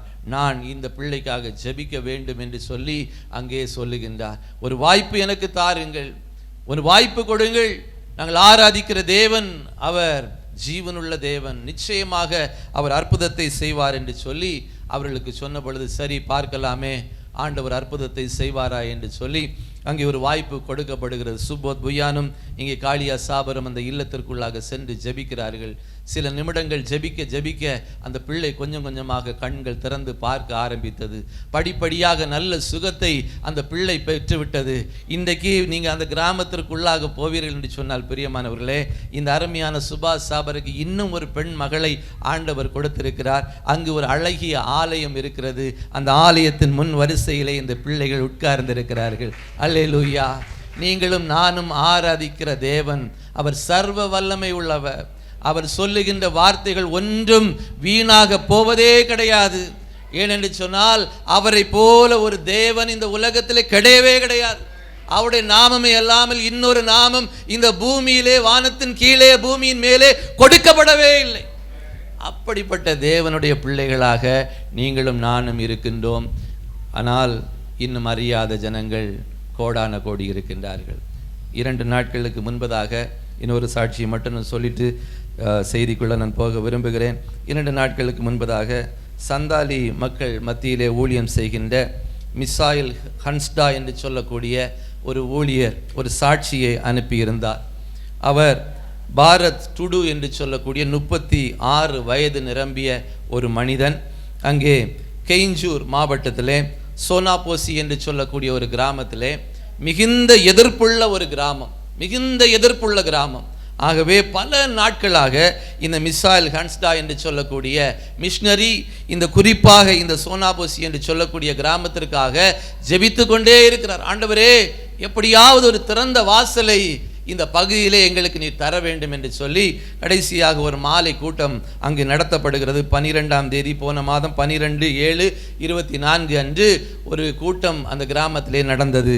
மாலையிலே அழைப்பு கொடுக்கப்பட்டது, வாருங்கள், நாங்கள் உண்மையான தேவனை குறித்து சொல்லுகிறோம். 24 பேர் அதிலே கலந்து கொண்டார்கள். அதிலே ஒருவன் தான் இந்த பாரத் டுடு என்று சொல்லக்கூடிய மனிதன். இவன் இந்த கர்த்தராய் இயேசு கிறிஸ்துவை குறித்து அறிந்து கொண்ட உடனடியாக அப்படியே கண்ணீர் வடித்து அப்படியே அழுது கொண்டே இருக்கிறான். அவனால் பேச முடியவில்லை. அப்போது இந்த மிசாயல் ஹன்ஸ்டாவை பார்த்தவன் கேட்டானாம், இத்தனை நாட்கள் நீங்கள் எங்கே போனீர்கள்? இத்தனை நாட்கள் இந்த இயேசுவை எங்களுக்கு சொல்லாம இருந்தீங்களே, ஏன் நீங்கள் சொல்லவில்லை? என் வாழ்க்கையில நான் எல்லாவற்றையும் இழந்து விட்டேன். நிம்மதி இல்லை, குடும்பத்தை இழந்து விட்டேன், பிள்ளைகளை இழந்து விட்டேன். என் மெய் தேவன் ஒருவர் எனக்கு இருக்கிறாரா என்று சொல்லக்கூடிய ஒரு கேள்வியிலே இருந்து கொண்டிருக்கிறேன். இதுக்கு எனக்கு பதில் கொடுக்கவில்லை என்று சொன்னால், சில நாட்கள் கழித்து நான் தற்கொலை செய்து கொள்ள வேண்டும் என்று சொல்லக்கூடிய எண்ணம் என்னுடைய இருதயத்தில் இருந்து கொண்டே இருந்தது. உங்களை பரிசுத்த ஆவியானவர் தேவன், இந்த மெய்யான தேவன் இந்த கிராமத்திற்கு அனுப்பியிருக்கிறார் என்று சொன்னார். பிரியமானவர்களே, இன்னும் நாம் தாமதிப்போம் என்றால் எத்தனை நபர்கள், அருமையான அண்ணன் சொன்னார்களே, இந்த சிக்கிம் மாநிலத்தில் 52% மக்கள் அங்கே அதிகமாக தற்கொலை செய்து கொள்ளுகிறார்கள். அதிகமாக தற்கொலை நடக்கிற ஒரு பட்டணமாக சிக்கிம் இருக்கிறது. இன்றைக்கு நீங்களும் நானும் இதற்காக பாரப்பட வேண்டும். தேசத்திற்காக இன்னும் அதிகமாக நாம் ஜெபிக்க வேண்டும்.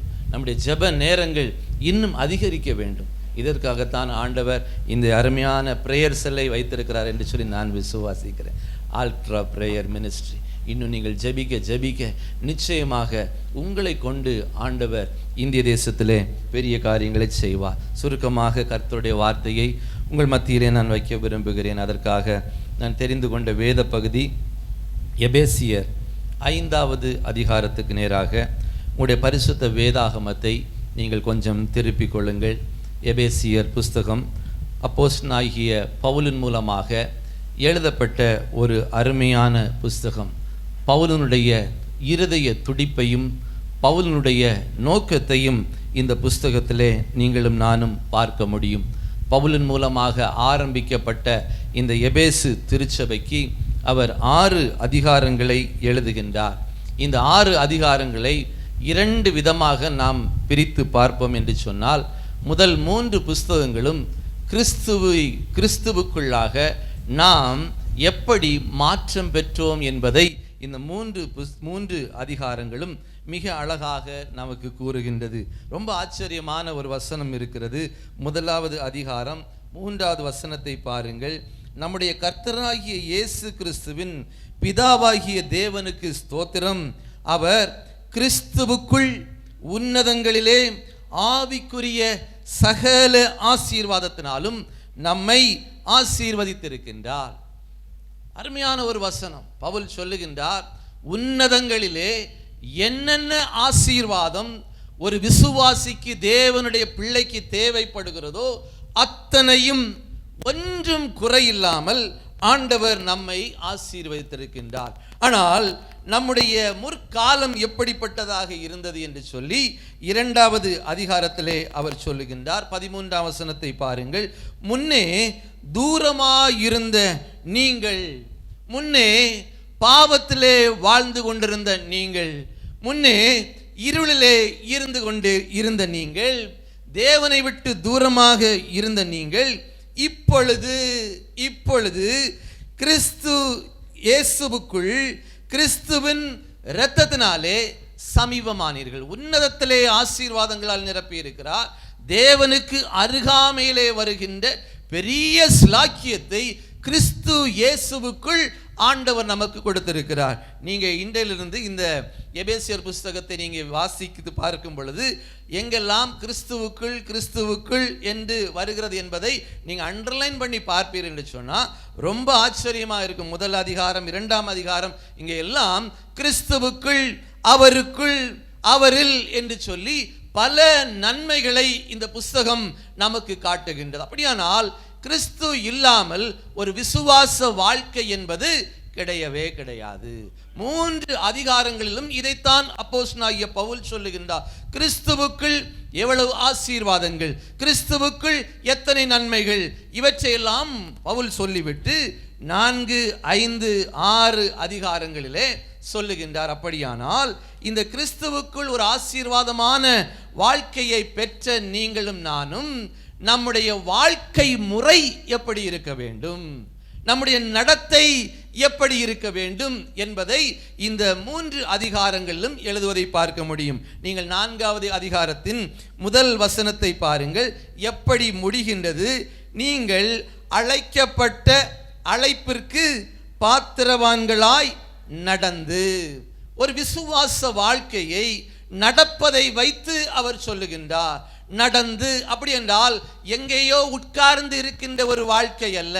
இல்லை என்று சொன்னால் நாம் அப்படியே அமர்ந்து எல்லாவற்றையும் செய்து விடுகின்ற ஒரு வாழ்க்கை அல்ல. அது ஒரு ஆக்ஷன் இருக்க வேண்டும். கிறிஸ்தவ வாழ்க்கை என்று சொன்னால் அதிலே நாம் நடக்க வேண்டும், அதிலே நாம் வாழ வேண்டும் என்பதை இங்கே அவர் சொல்லுகிறார். எப்படி வாழ வேண்டும்? அங்கே ஆண்டவருடைய அழைப்பை பெற்றவர்களாக, அந்த அழைப்பிற்கு பாத்திரவான்களாக நடக்க வேண்டும். 5வது அதிகாரத்திலே பாருங்கள், 2ஆம் வசனத்திலே சொல்லுகின்றார், நீங்கள் கிறிஸ்து நமக்காக தம்மை தேவனுக்கு சுகந்த வாசனையான காணிக்கையாகவும் பலியாகவும் ஒப்பு கொடுத்து நம்மில் அன்பு கூர்ந்தது போல நீங்களும் அன்பிலே எப்படி இருக்கணுமா? நடந்து கொள்ளுங்கள், நடந்து கொள்ளுங்கள். உங்கள் வாழ்க்கை ஒரு செயல் வடிவம் கொடுக்கட்டும். நீங்கள் கிறிஸ்தவர்களாக இருக்கிறீர்கள், விசுவாசிகள் என்பதை பிறர் காணட்டும் என்பதுதான் இந்த வசனங்கள் நமக்கு சொல்லுகின்ற கருத்துக்கள். ஆனால் ஒரு 40 ஆண்டுகள் கழித்து இந்த பவுல் அப்போஸ்தலன் சுவிசேஷ ஊழியத்தை ஆரம்பித்து அதற்கு ஒரு 40 ஆண்டுகள் கழித்து இந்த சபை, விசுவாசிகள் தேவனை விட்டு தூரம் போய்விட்டார்கள். அதற்கு ஒரு வசனம் இருக்கு தெரியுமா? வெளிப்படுத்தின விசேஷம் 2ஆம் அதிகாரம் 6ஆம் வசனம். அங்கே ஒரு வசனம் சொல்லுகிறது, எபேசு சபையின் தூதனுக்கு நீ எழுது. முதல் நூற்றாண்டின் கடைசி நேரத்திலே ஆண்டவர் யோவானுக்கு தரிசனமாக சொல்லுகின்றார், அவனுக்கு தன்னை வெளிப்படுத்தி சொல்லுகின்றார். முதல் சபையாக இந்த எபேசு சபை வந்து விடுகின்றது. எபேசு சபையின் தூதனுக்கு நீ எழுது. நிறைய காரியங்களை பார்க்கிறேன், நிறைய ஆக்டிவிட்டீஸ் உன்னிடத்துல இருக்கு. ஆனா ஒன்று குறைவு. என்ன குறைவு? உங்களுக்கு தெரியும் என்ன குறைவு? ஆதியில் இருந்த அன்பு. வசனத்தை வாசிக்கும் பொழுது அன்பு இருக்கிறது, ஆனால் ஆதியில் இருந்த அன்பு இந்த சபையை விட்டு போயிட்டு. அதனால ஆண்டவர் சொல்றாரு, நீ என்ன செய், நீ எந்த இடத்துல விழுந்தாயோ அந்த வார்த்தையை பாருங்க, அந்த இடத்தை நீ கொஞ்சம் சீர்தூக்கி பார். அதற்காகத்தான் பிரியமானவர்களே, இந்த அதிகாரத்தை நம்ம படித்து பார்க்கும் பொழுது இந்த எபேசு சபை எப்படிப்பட்ட இடங்களில் அவர் ஆண்டவரை விட்டு தூரம் போனாங்க அப்படின்னா, இவர்கள் எதை செய்ய மறந்தார்கள்? ஆண்டவர் கொடுத்த சில காரியங்களை இவர்கள் செய்ய மறந்தார்கள். அதில் முதலாவது காரியம் என்ன என்று சொல்லி பார்ப்போம் என்றால், 5வது அதிகாரத்தை பாருங்கள். இதை அப்போஸ்தலனாகிய பவுல் ஏற்கனவே அங்கு சொல்லி வைத்து விட்டார். நீங்க எப்படி வாழ வேண்டும் என்பதை அங்கு சொல்லுகிறார் பாருங்கள். 5வது அதிகாரம் 10வது வசனத்தை பாருங்கள். கர்த்தருக்கு பிரியமானது இன்னதென்று நீங்கள் சோதித்து பாருங்கள். அப்படி என்றால் கற்பனைகளை உணர்ந்து கொள்ளுங்கள். கற்பனைகளை உணர்ந்து கொள்ளுங்கள். கற்பனைகள் என்றால் நம்முடைய மனசு உடனடியாக எங்க போகும்? பழைய ஏற்பாட்டில் இருக்கிற 10 கற்பனைகள், அப்படித்தானே? இன்றைக்கு நம்முடைய சபைகள் எல்லாம் நம்ம சொல்லுவோம் இல்லையா, 10 கற்பனைகளை. அப்போ அந்த 5 நீங்க பிரித்து பார்த்தீங்கன்னு சொன்னா, இந்த கற்பனைகள் என்ன சொல்லுகின்றது? முதல் 5 கற்பனைகளும் தேவனுக்கும் மனிதனுக்கும் இருக்கின்ற தொடர்பை சொல்லுகின்றது. அடுத்த 5 கற்பனைகளும் என்ன சொல்லுகிறது? மனிதனுக்கும் இருக்கின்ற தொடர்பை நமக்கு காட்டுகின்றது. அப்படியானால் 2 விதங்களிலும் நம்மை சோதித்து பார்க்க வேண்டும் என்று இங்கே பவுல் அப்போஸ்தலன் தெளிவாக சொல்லுகிறார். நாமெல்லாம் விசுவாசிகளாக இருக்கிறோம். இன்றைக்கு ஏன் கிறிஸ்தவம் வளரவில்லை என்று சொன்னால், மனிதன் தேவனுக்கும் மனிதனுக்கும் இருக்கின்ற தொடர்பை குறித்து அவன் சிந்திக்க மறுத்து விட்டான். சிந்திக்க அவனுக்கு நேரம் இல்லை. பல காரியங்களை சோதித்து அறிகிறான். இன்றைக்கு இந்த சோதனை என்று சொல்லும் பொழுது ஆங்கிலத்தில் என்ன சொல்கிறோம்? டெஸ்ட் இல்லைன்னா பள்ளியில் என்ன சொல்லுவாங்க? இன்னொரு வார்த்தை யூஸ் பண்ணுறாங்க இன்றைக்கெல்லாம், இவாலுவேஷன். நம்ம எல்லாம் படிக்கிற காலத்தில் நமக்கெல்லாம் என்ன கொடுப்பாங்க? மாதந்தோறும் ஒரு ரிப்போர்ட் கார்டு ஒன்று கொடுப்பாங்க இல்லையா? அது என்ன சொல்லுவோம்? அந்த ரிப்போர்ட் கார்டுக்கு ப்ரோக்ரஸ் ரிப்போர்ட். இன்றைக்கி அந்த பேரை நம்ம எங்கேயும் பார்க்க முடியாது. இன்றைக்கி இவாலுவேஷன் ஷீட். பிள்ளை எவ்வளவு தூரம் வளர்ந்துருக்கிறான், அவனுக்கு வெயிட் எவ்வளோ மாறி இருக்குது பார்த்துருக்கீங்களா? ஆனால் சின்ன பிள்ளைகளுக்கு எல்கேஜிலேருந்தே அதை சொல்கிறாங்க. ஒவ்வொரு இதையும் மதிப்பெண் போடுறாங்க, ஒவ்வொன்றிலையும் சோதித்து பார்க்குறாங்க. அப்படி எங்கேயாவது ஒரு சின்ன காரியத்தில் என் பிள்ளை வளரலைன்னா உடனடியாக நம்ம என்ன செய்யணும்? அடுத்த நாள் பள்ளிக்கூடத்துக்கு போயிடும், என் மகன் இந்த இடத்துல கொஞ்சம் வீக்காக இருக்கிறான், இல்லைன்னா ஸ்கூல்லேருந்தையாவது ஃபோன் என்ன செய்கிறோம் வந்துடும்.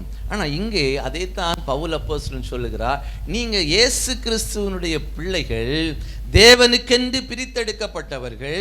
நீங்க எதை சோதித்து பார்க்க வேண்டும் என்றால் கர்த்தருக்கு பிரியமானது. அதுதான் கற்பனை. கர்த்தர் எதிலே பிரியப்படுகின்றார்? தேவனுக்கு அடுத்த காரியங்களிலே நான் எப்படி இருக்கின்றேன்?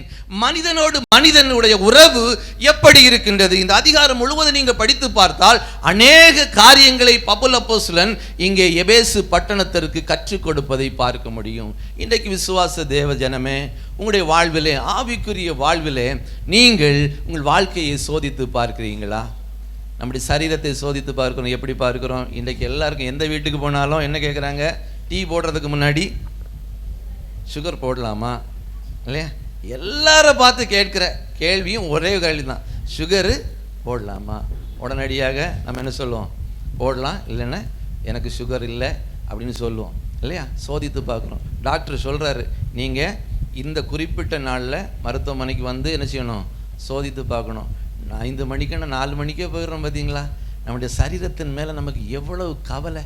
இல்லையா? அந்த உலகத்தில் வாழணும், சுகமாக வாழணும். ஆனால் அதே போல் நம்முடைய ஆவிக்குரிய வாழ்க்கையை கொஞ்சம் நீங்கள் சோதித்து பார்க்க வேண்டும். நான் என்னுடைய ஆவிக்குரிய வாழ்வில் வளர்ந்திருக்கிறேனா என்பதை நாம் ஒவ்வொரு நாளும் ஆராய்ந்து அறிய வேண்டும்.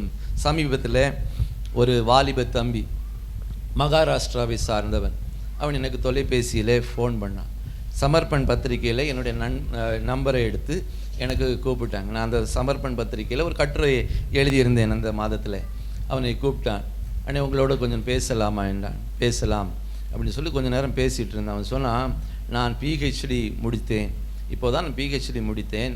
என்னுடைய வாழ்க்கையிலே ஒரு பாவம் செய்து விட்டேன், என் வாழ்விலே ஒரு பாவம் செய்து விட்டேன். ரொம்ப பயங்கரமான பாவம், அதை நான் உங்கள்கிட்ட சொல்ல விரும்பலை. ஆனால் அந்த பாவம் செய்த நாள் முதல் இன்று வரை என்னுடைய வாழ்க்கையிலே ஒரே எண்ணம் வந்து கொண்டிருக்கு, நீ மரித்து விடு, நீ மரித்து விடு என்று சொல்லக்கூடிய எண்ணம் எனக்கு வந்து கொண்டே இருக்கிறது. நான் என்ன செய்வது, நான் என்ன செய்வது, எனக்கு ஒரு ஆலோசனை நீங்கள் சொல்ல மாட்டீங்களா? அப்போ நான் யோசித்தேன், இவருக்கு என்ன சொல்லலாம்? ஒரு விசுவாச குடும்பத்தை சார்ந்தவர், ஆனால் இவருக்கு என்ன சொல்லலாம்? அப்போ என் மனசில் 2 கேள்வி இவனை பார்த்து கேட்க வேண்டும் என்று வந்தது. நான் அவர்கிட்ட கேட்டேன், நீ கடைசியாக பரிசுத்த வேதாகமத்தை என்றைக்கு வாசித்தாய்? ரொம்ப சிம்பிள் கொஸ்டின் தான். அவன் சொன்னான், பல ஆண்டுகள் ஆகிவிட்டது. 2வது கேட்டேன், நீ முழங்கால் நின்று கடைசியாக ஜெபம் பண்ண நாள் எது? பல ஆண்டுகள் ஆகிவிட்டது. நான் சொன்னேன், இதற்கு தீர்வு இந்த 2 தான், இதற்கு தீர்வு இந்த 2 தான். நீங்கள் என்ன செய்யணும்? நீ முதலாவது இந்த அடுத்த ஒரு வாரம் நீ இந்த பரிசுத்த வேதாகமத்தை நீ வாசி. அது மாத்திரமல்ல, நீ முழங்கால் நின்று ஜெபிக்க ஆரம்பித்து விடு. உன் வாழ்க்கையில நிச்சயமாக ஆண்டவர் ஒரு பெரிய காரியத்தை செய்வார். ஆனால் வேற ஏதாவது நான் செய்யணுமா? ஒன்றுமே நீ செய்யணும். அடுத்த ஒரு வாரம் நானும் ஒரு சில நாட்கள் ஜெபம் பண்ண, அதுக்கப்புறம் நம்மவும் மறந்துடுறோம். ஆனால் அந்த தம்பி ஒரு வாரம் கழித்து கூப்பிட்டான், அண்ணே நீங்கள் சொன்னதை 2ஐயும் நான் செய்தேன் பார்த்துலுங்க, ஆண்டவர் என்னுடைய இருதயத்தை மாற்றி விட்டார். பரிசுத்த வசனங்கள் என்னை பேச ஆரம்பித்தது, தேவன் என்னை மன்னித்து விட்டார் என்று சொல்லக்கூடிய நிச்சயம் எனக்கு இருதயத்தில் கிடைத்தது. நான் புதிய மனிதனாக மாறிவிட்டேன். யோசித்து பாருங்களையா, ரொம்ப எளிமையான காரியம். வேதத்தை வாசிப்பதும் ஜெபம் பண்ணுறதுக்கு எந்த கஷ்டமுமே கிடையாது. அப்போ யோசித்து பாருங்க, இங்கே அப்போஸ்தலனாகிய பவுல் சொல்றார், கர்த்தருக்கு பிரியமானது இன்னது என்பதை நீ சோதித்து அறிந்து பார். அப்படி நீ சோதித்து அறிய அறிய எவற்றையெல்லாம் விட்டு விடுவாய் என்று சொல்லி அடுத்த வசனங்களிலே அவர் சொல்லுகிறார். அப்படியானால் இந்த ஆண்டவருடைய பிள்ளைகள், விசுவாசிகள் கற்பனைகளை உணர்ந்தவர்களாக மாற வேண்டும். நமக்கு தெரியும், ஆனால் அது செயல் வடிவம் கொடுக்க. ஆகத்தான் சொல்ற, நீ நடந்து கொள் என்று சொல்லக்கூடிய வார்த்தைகளை அங்கே பயன்படுத்துகிறார். 2வதாக நாம செய்ய வேண்டிய காரியம் என்னவென்றால் 15வது வசனத்தையும் 16வது வசனத்தையும் நான் வாசிக்கிறேன். ஆனபடியினாலே நீங்கள் ஞானமற்றவர்களைப் போல நடவாமல், நடந்துன்னு சொல்றார் பாருங்க. ஆனா நீ எப்படி நடக்க கூடாதாம்? ஞானமற்றவர்களைப் போல நடவாமல் ஞானமுள்ளவர்களைப் போல கவனமாய் நடந்து கொள்ள பார்த்து. அப்படின்னா 2வதாக காலத்தை உணர்ந்தவர்களாக நாம் மாற வேண்டும். கற்பனையை உணர்ந்தவர்களாக மாற வேண்டும், காலத்தை உணர்ந்து கொள்ள வேண்டும். இங்கு பவுல் அழகாக சொல்லுகின்றார், ஞானமுள்ளவர்களைப் போல கவனமாய். நம்ம பிள்ளைகள் சாலையில் ஒரு கடைக்கு போயிட்டு வா மகனேன்னு சொல்கிறோம், போகும்போது என்ன சொல்லிவிடுவோம்?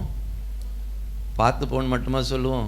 அப்பா ரோடை கிராஸ் பண்ணும்போது ஒரு பக்கம் மட்டும் பார்க்கக்கூடாது, 2 பக்கமும் பார்த்து, வாகனங்கள் ஒன்றும் வரவில்லை என்றால் நீ மெதுவாக என்ன செய், போயிட்டு வா.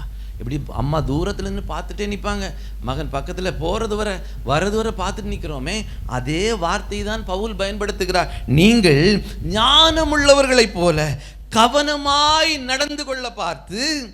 நாட்கள் எப்படிப்பட்ட நாட்கள்?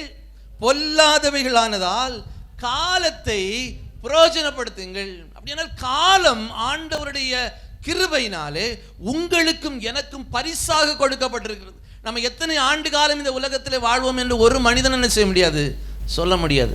நீங்கள் மைக்கேல் ஜாக்சனை குறித்து கேள்விப்பட்டிருக்கீங்களா?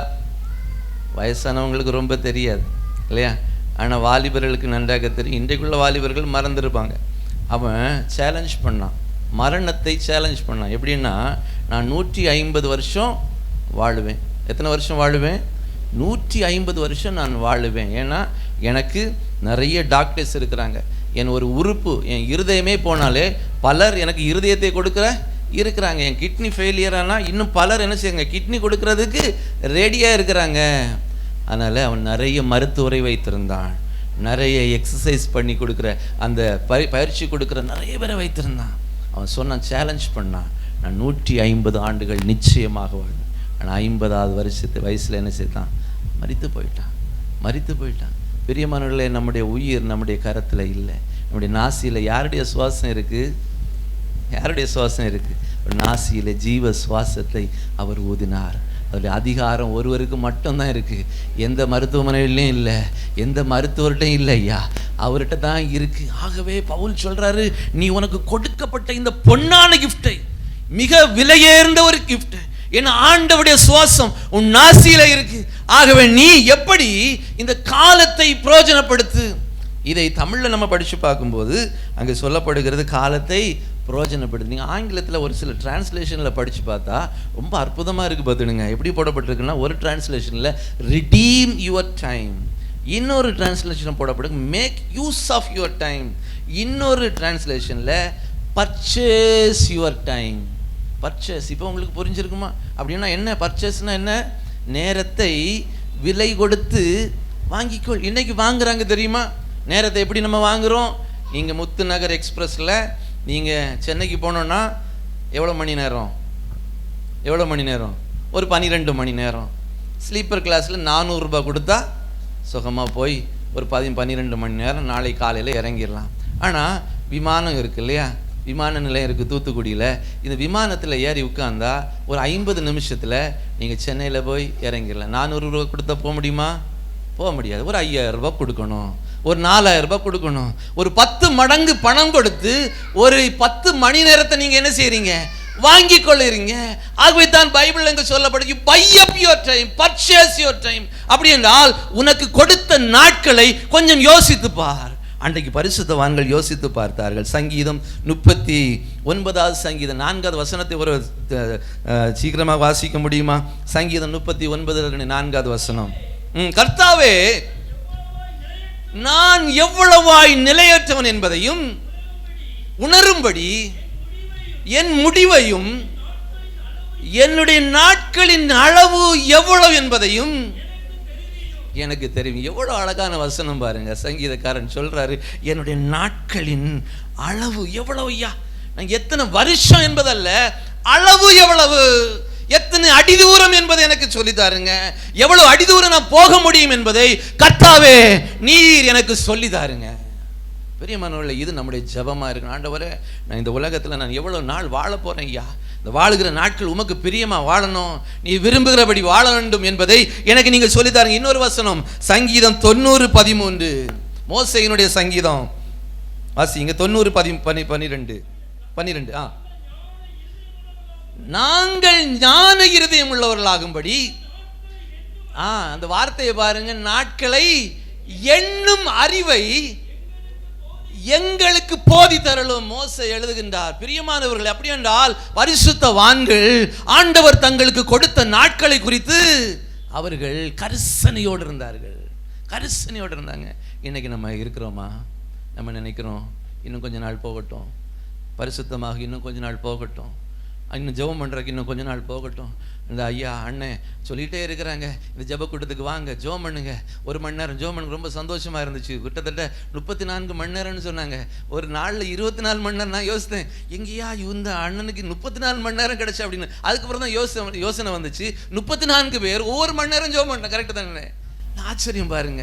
பிரியமானவர்களே, காலத்தையும் நேரத்தையும் பிரயோஜனப்படுத்துங்க. சமீபத்தில் ஒரு வயதான ஐயாவை சந்தித்தேன். அவருக்கு 88 வயசு. யாராவது இருக்கீங்களா இங்கே? 88 வயசில் யாரும் இல்லை. 88 வயசு. அவளை பார்த்து பேசி கொண்டு இருக்கும்போது ஊழியத்துக்கு ரொம்ப ஹெல்ப் பண்ணுற ஒரு ஐயா, பல பணித்தளங்களுக்கு வந்திருக்கிறார். அவர் சொன்னார், ஆண்டவர் எனக்கு இன்னும் 12 வருஷம் கொடுப்பார். சொன்னார் தைரியமாக, ஆண்டவர் எனக்கு இன்னும் 12 வருஷம் கொடுப்பார். எதற்காக தெரியுமா? எனக்கு நிறைய பேர பிள்ளைகள் இருக்கிறாங்க, எல்லாரையும் ஆண்டவருக்குள்ளாக நடத்தணும். அது மட்டும் இல்லை, இன்னொன்று சொன்னார், என் பேர பிள்ளைகள் எல்லாம் மிஷினரிகளை தாங்குகிறவர்களாக மாற்ற வேண்டும். 88 வயசு. ஆச்சரியமாக இருந்தது. கண்ணில் கண்ணீரே வந்து விட்டது. என்ன வாஞ்சை பாருங்க, என் பேர பிள்ளைகளை எல்லாம் கிறிஸ்துவுக்குள்ள நடத்தணும், என் பேர பிள்ளைகள் எல்லாம் மிஷினரிகளை தாங்குகிறவர்களாம். இன்னைக்கு எத்தனை பேருக்கு இந்த ஆசை இருக்கு? ஆசை இருக்கும், என்ன, என் பிள்ளைகள், என் பேர பிள்ளை மருத்துவராக மாறணும், டாக்டராக மாறணும், என்ஜினியராக மாறணும், பொருளாதாரத்தில் சிறக்கணும், இல்லையா? எவ்வளோ ஆசைகள், விருப்பங்கள் இருக்கு. ஆனால் இப்படிப்பட்ட ஆசைகள் கிறிஸ்தவருடைய இருதயங்களிலே பிறக்க வேண்டும் ஐயா. அதனால தான் பவுல் சொல்றாரு, ரொம்ப கவனமாக. நாட்கள் பொல்லாதிகள் கொடுத்து ரொம்ப நான் பேச விரும்பல, நேரம் இல்லை, 5 நிமிடம் தான் இருக்கு. ஆகவே இது உங்களுக்கு தெரியும். ஆனால் நமக்கு இந்த காலத்தை குறித்து எண்ணம் இல்லை. ஆனால் பிசாசுக்கு நல்லா தெரியும். பார்த்துருங்க, பிசாசுக்கு நல்லா தெரியும். ஒரு வசனம் இருக்குது தெரியுமா? வெளிப்படுத்தல் 12ஆம் அதிகாரம் 12ஆம் வசனத்தை பாருங்க. ரொம்ப அற்புதமான வசனம் நமக்காக எழுதப்பட்டிருக்கிறது. அங்கே சொல்லப்படுகிற களி கூறுங்கள் பூமியிலும். ஐயோ, அந்த வார்த்தையை கேட்க நல்ல கவனிங்க. பிசாசானவன் தனக்கு கொஞ்ச காலம் மாத்திரம் உண்டென்று அறிந்து மிகுந்த கோபம் கொண்டு உங்களிடத்தில் இறங்கினபடினால் உங்களுக்கு ஆபத்து வரும் என்று சொல்ல கண்டேன். யாருக்கு தெரியுது? பிசாசுக்கு நல்லது. எவ்வளோ நேரம் தான் இருக்கான் அவனுக்கு? கொஞ்சம் தான் இருக்கான். ஆகவே மிகுந்த வல்லமையோடு யாரை பார்க்குறான் தெரியுமா? அடிக்கடி ஒரு ஊழியக்காரர் சொல்லுவார், இந்த பிசாசு குடிகாரனுக்கு பக்கத்தில் இருக்கவே மாட்டானா, பாவிக்கு பக்கத்தை பற்றி அவனுக்கு எந்த வாஞ்சியுமே இருக்காதான். ஏன்னா ஏற்கனவே அவங்க வலையில் தான் இருக்கிறாங்க. ஆனால் யாருக்கு பக்கத்தில் இருப்பான்னா, ஜெபம் பண்ணுறவங்க பக்கத்திலே இருப்பான், இல்லையா? இவங்களை எப்படியாவது நம்ம கொஞ்சம் காலை தட்டி விடலாமா, இல்லையா? கர்த்தராகிய இயேசு கிறிஸ்து சுவிசேஷ ஊழியத்தை செய்கிறவங்களுக்கு பின்னாடியே போவானா, இவங்களை எப்படியாவது கொஞ்சம் மயக்கி விடலாமா, இவளை கொஞ்சம் தொந்தரவு பண்ணிடலாமா. அவனுக்கு கொஞ்ச காலம் இருக்கென்று அறிந்து மிகுந்த வல்லமையோடு, வார்த்தையை பாருங்க, மிகுந்த வல்லமையோடு உங்கள் மத்தியில் அவன் இறங்கி வந்திருக்கிறார். ஆகவே ஆபத்து வரும். கொஞ்சம் கேர்ஃபுல்லாக அப்படி நாட்களை இருக்க வேண்டும். பிள்ளைகளை குறித்து ரொம்ப நீங்கள் ஜெபிக்க வேண்டும் பிரியமானவர்களே. நம்ம பிள்ளைகள் எல்லாம் நல்ல நிலைமையில் இருக்க வேண்டியது அவசியம்தான். ஆனால் கர்த்தருக்குள் இருக்க வேண்டும், கர்த்தருக்குள் இருக்க வேண்டும். இதை நீங்கள் ப்ரையாரிட்டியாக வைக்கணும். உங்களுடைய ஜெபம், முதலாவது ஜெபம் என்ன இருக்கணும்? ஆண்டவரே, என் பிள்ளைகள் உம்முடைய பாதையிலே வரணும் ஐயா, ரட்சிக்கப்படணும் ஐயா, உம்முடைய வேதத்தை அறியணும் ஐயா, அவனுடைய வேதத்தை பார்க்க வேண்டும் ஐயா, வாசிக்க வேண்டும் ஐயா, அதன்படி நடக்க வேண்டும் ஐயா. அதுக்கப்புறம் எல்லாவற்றையும் கொடுத்து விடுங்க. ஆண்டவர் சொல்றாரு, முதலாவது தேவனுடைய ராஜ்யத்தையும் அவருடைய நீதியும் தேடுங்கள், அப்பொழுது இவைகள் எல்லாம் உங்களுக்கு கூட கொடுக்கப்படும். வசனத்தை சுமந்து செல்லுங்க பிரியமானவர்களே. கற்பனையை உணர்ந்தவர்களாக, காலத்தை உணர்ந்தவர்களாக. கடைசியாக 3வது 17வது வசனத்தை பாருங்கள். ஆகையால் நீங்கள் மதியற்றவர்களாய் இராமல் கர்த்தருடைய சித்தம் இன்னதென்று உணர்ந்து கொள்ளுங்கள். கட்டளையை உணர்ந்தவர்கள், கற்பனைகளை உணர்ந்தவர்கள், காலத்தை உணர்ந்தவர்கள், கட்டளையை உணர்ந்தவர்கள். கர்த்தருடைய சித்தம் என்ன? வேதத்தில் சொல்லப்படுகிறது. 1 தீமோத்தேயு 2ஆம் அதிகாரம் 4ஆம் வசனம் என்ன சொல்லப்படுகிறது? எல்லா மனுஷனும் ரட்சிக்கப்படவும் சத்தியத்தை அறிகிற அறிவிலே நிரப்பப்படவும் பிதா சித்தமுள்ளவராய் இருக்கிறார். பிதாவினுடைய சித்தம் மட்டும் இல்லை, குமாரனுடைய சித்தம் என்ன? நீங்கள் புறப்பட்டு போய் சகல ஜாதிகளையும் சீஷராக்கி பிதா குமாரன் பரிசுத்தாவி நாமத்தினாலே அவர்களுக்கு ஞானஸ்நானம் கொடுத்து நான் கட்டளையிட்ட எல்லாவற்றையும் என் கற்பனைகளையும் நீங்க அவர்களுக்கு உபதேசம் பண்ணுங்கள். பரிசுத்தாவியானுடைய விருப்பம் என்ன? பரிசுத்தாவியானுடைய விருப்பம் என்ன? அப்போஸ்தலர் நடபடிகள் 13ஆம் அதிகாரத்தில் அங்கு பவுலும் என்ன வசனம் சொல்லப்படுகிறது? யாரும் பர்னபாவும் அங்கே இருந்த மூப்பர்களும் சபையில் ஜெபம் பண்ணிட்டு இருந்தாங்க. அப்போ பரிசுத்த ஆவியானவர் திருவிளம்பற்றுகிறார். என்ன சொல்றாரு? பவுலையும் பர்னபாவையும் நான் அழைத்த திருப்பணிக்கு நேராக அனுப்பி வையுங்கள். அப்படி என்றால் பிரியமானவர்களே, பிதாவினுடைய சித்தம், குமாரனுடைய விருப்பம், பரிசுத்த ஆவியானவருடைய திருவுள்ளம் ஒன்றே ஒன்று. தேவனுடைய கட்டளையை நீங்கள் உணர்ந்து கொள்ளுங்கள். இன்றைக்கு அந்த உணர்வு நமக்கு இருக்கிறதா பிரியமானவர்களே? இந்திய தேசத்திற்கு சுவிசேஷம் தேவை. 6 லட்சத்துக்கும் அதிகமான கிராமங்கள் இருக்கிறது, நூற்றுக்கணக்கான இன மக்கள் இருக்கிறார்கள், எத்தனையோ மொழிகளை பேசுகிற மனிதர்கள் இருக்கிறார்கள். இவர்களுக்கு தேவை இந்த பெரிய சுவிசேஷம். இதைத்தான் வேதம் மிக அழகாக சொல்லுகிறது. நீங்கள் மதியற்றவர்களாகிறாமல். மதியற்றவர்கள்லாம் என்ன? நீங்கள் மதியற்றவர்களாகிறாமன்னா உங்களுடைய எண்ணத்தை போல நடக்காம இல்லையா? உணர்ச்சி இல்லாத இருக்கிறாங்க. இந்த வசனத்தை யோசிக்கும் போதெல்லாம் எனக்கு ஞாபகம் வருங்க. என்னவென்றால் இந்த உணர்ச்சி இல்லைன்னா எங்கே பேசுவாங்க தெரியுமா? தொழுநோயாளிகளை தெரியுமா உங்களுக்கு? தொழுநோய்கள் இப்போ ரொம்ப கம்மி இல்லையா? அப்போது இந்த தொழுநோய் எப்படி இருக்குதுன்னு கண்டுபிடிப்பாங்கன்னா என்ன செய்வாங்க? அந்த அம்மா அழகாக சொல்கிறாங்க, ஊசி வச்சு குத்துவாங்களாம். இப்போ வலிக்குதா? வலிக்கலையா டாக்டர், வலிக்கலை. கொஞ்சம் கூட ஆழமா? வலிக்குதையா? வலிக்கலை. இன்னும் கொஞ்சம் ஆழமா? வலிக்கவே இல்லை. கன்ஃபார்ம். என்னது? இப்போ உங்களுக்கு தொழுநோய். உணர்ச்சி. அதே வார்த்தை தான் இங்கே பவுல் பயன்படுத்தி, நீங்கள் உணர்ந்து கொள்ளுங்கள் கர்த்தருடைய சித்தம் என்னென்று உணர்ந்து கொள்ளுங்கள். நம்முடைய சரீரத்தில் ஒரு சின்ன தீக்காயம் பட்டால் நம்ம எப்படி அலறுகிறோம், அப்படியே கர்த்தருடைய சித்தம் என்னது என்பதை நீங்கள் அறிந்து கொள்ளுங்கள், உணர்ந்து கொள்ளுங்கள். இது மூன்றும் ஒரு விசுவாச குடும்பத்திலே இருக்கும் என்றால் அந்த குடும்பம் கர்த்தரால் மிகவும் நேசிக்கக்கூடிய குடும்பமாக இருக்கும். ஏனென்றால் 5வது வசனத்தில், 1வது வசனத்தில் அதை தான் பவுல் சொல்கிறார், ஆதலால் நீங்கள் பிரியமான பிள்ளைகளைப் போல தேவனை பின்பற்றுகிறவர்களாகி. கர்த்தருடைய சித்தத்தை யார் உணர்ந்து கொள்வார்கள் என்றால் பிள்ளைகள் அல்ல, பிரியமான பிள்ளைகள்.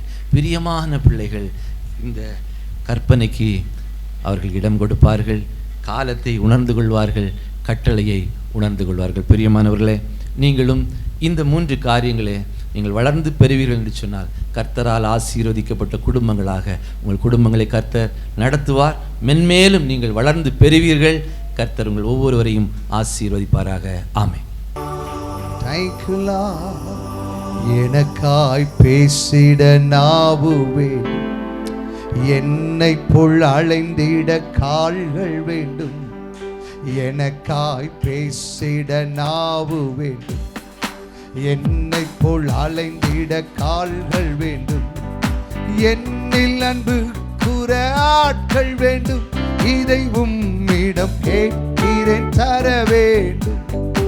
என்னில் அன்பு கூற ஆட்கள் வேண்டும், உம்மிடம் கேட்கிறேன் தர வேண்டும்.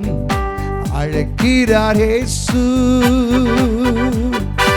அவரிடம் பேசு, நடத்திடுவார். அழைக்கிறார் இயேசு, அவரிடம் பேசு, நடத்திடுவார். அல்லேலூயா. காலத்தை உணர்ந்தவர்களாய், கற்பனைகளை உணர்ந்தவர்களாய் நாம் நடந்து கொள்வோம் என்று சொன்னால் தேவன் நிச்சயமாகவே உன்னதங்களின் ஆசீர்வாதத்தினால் நம்மை ஆசீர்வதிப்பாராக. ஆமென். கர்த்தர் வந்த கேட்ட வார்த்தையின்படி கர்த்தர் நம் ஒவ்வொருவரையும் ஆமென் காலத்தை உணர்ந்து, கற்பனைகளை உணர்ந்து, அவருடைய கட்டளைகளை உணர்ந்து நாம் செயல்பட கர்த்தர் கிருபை செய்கிறார். ஹல்லேலூயா. கண்களை மூடி ஜெபிப்போம். அன்பின் பிதாவே, குமாரனாக இயேசுவின் நாமத்திலும் சமூகத்தில் வருகிறோம். நீர் ஒருவரை சர்வ வல்லமை உள்ளவர், எல்லாவற்றையும் ஆளுகை செய்கிற சர்வ லோகாதிபதி நீர். ஆண்டவரே, நீர் காலத்தை கடந்து நிற்கிற தேவன். ஆண்டவரே, உமக்கு ஸ்தோத்திரம். எங்கள் காலங்கள் எல்லாம் உம்முடைய கைகளில் இருக்கிறது. ஆண்டவரே, ஆண்டவரே, எங்கள் வாழ்க்கையின் கற்பனையே உம்முடைய வார்த்தை மாத்திரம் என்பதை நாங்கள் உணர்ந்து கொள்கிறோம். உம்முடைய சித்தம் இன்னதென்பதை உணர்ந்து செயல்பட எங்களை பூரணமாய் சமர்ப்பிக்கிறோம். ஆண்டவரே, இந்த நாட்களில் எங்கள் மத்தியிலே தெய்வ வார்த்தை பிரத்யட்சமாய் ஆண்டவரே செய்திகளோடு மற்றும் ஆண்டவரே சாட்சிகளோடு பகிர்ந்து கொண்ட விஸ்வவாணி டீமுக்காக நாங்கள் ஜெபிக்கிறோம்.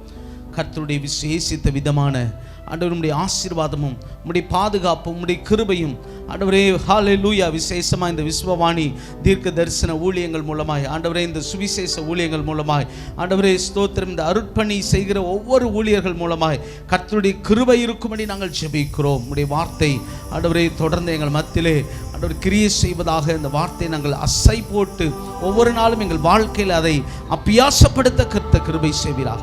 ஒவ்வொருவரின் கிருபைகளாய் மறைத்துக்கொள்ளும். இந்த மாலை நேர கூடுகைக்கு வந்திருக்கிற ஒவ்வொரு ஜனங்களின் இருதயத்தையும் கர்த்தர் நிரப்பினதற்காய் ஸ்தோத்திரம். முழு நிறைவோடு இந்த இடத்திலிருந்து கடந்து செல்ல கர்த்தர் கிருபை செய்கிறீர். விசேஷமாய் ஆண்டவரே, இந்த ஊழியத்தை நடத்துகிற இந்த ஆல்ட்ராப் ப்ரேயர் மினிஸ்ட்ரீஸை நடத்துகிற அருமையான ஆண்டவரே பிரதர் சாமியல் அர்னால்டுக்காய் ஜெபிக்கிறேன், குடும்பத்திற்காய் ஜெபிக்கிறேன், பிள்ளைகளுக்காய் ஜெபிக்கிறேன். அவர்கள் ஊழியத்தில் ஒத்தாசையாக இருக்கிற ஒவ்வொரு நல் உள்ளங்களுக்காய் நாங்கள் ஜெபிக்கிறோம். பரிசுத்த ஆவியானவருடைய விசேஷித்த வரங்களும் கிருபைகளும் இன்னும் அதிகமாய் மகனை அலங்கரித்து ஆண்டவரை லட்சங்களுக்கு கர்த்தர் எடுத்து பயன்படுத்தும்படி நம்முடைய கைகளில் ஒப்பு கொடுக்கிறோம். அநேகருக்கு ஆசீர்வாதத்தின் ஊற்றாய், ஆசீர்வாதத்தின் வாய்க்காலாய் இருப்பதற்காய் ஸ்தோத்திரம். தொடர்ந்து பலப்படுத்துங்க, கிருபைக்குள்ளாய் மறைத்துக் கொள்ளுங்க. இந்த நாளிலே ஆண்டவரை தொடர்ந்து ஒவ்வொரு ஜனங்களையும் உம்முடைய சமாதானத்தினாலும் கிருபையினாலும் உம்முடைய அற்புத கரங்களினாலும் ஆண்டவரை அற்புதங்களுக்காய் ஆச்சரியமான கிரியைகளுக்காய் எதிர்நோக்கி வந்த ஒவ்வொருவரின் இருதயத்திலும் வாழ்க்கையிலும் கர்த்தருடைய அற்புத கரம் நீட்டி கர்த்தர் சுகப்படுத்தும்படி, ஆசீர்வதிக்கும்படி, பலப்படுத்தும்படி நம்முடைய அன்பின் கைகளை ஒப்புக் கொடுக்கிறேன். தொடர்ந்து ஆசீர்வதியும் பலப்படுத்தும் இயேசுவின் நாமத்தில் வேண்டுகிறோம் ஜீவனுள்ள நல்ல பிதாவே, ஆமென். யாவரும் சேர்ந்து சொல்வோம். என் ஆத்துமாவே கர்த்தரை ஸ்தோத்திரி, முழுமே பரிசுத்த நாமத்தை ஸ்தோத்திரி. என் ஆத்துமாவே கர்த்தரை ஸ்தோத்திரி, கர்த்தர் செய்த சகல உபகாரங்களையும் மறவாதே. ஆமென். நம்முடைய கர்த்தராக இயேசு கிறிஸ்துவின் கிருபையும் பிதாவாகிய தேவனுடைய அன்பும் பரிசுத்த ஆவியானவருடைய ஐக்கியம், சமாதானம், சந்தோஷம், வழி நடத்தலும் நம் அனைவரோடும் விசேஷமாக நம்மிடத்திலே சாட்சியோடு தெய்வ வசனத்தை பகிர்ந்து கொண்ட விஸ்வவாணி டீமோடும் என்றென்றும் இருப்பதாக. ஆமென்.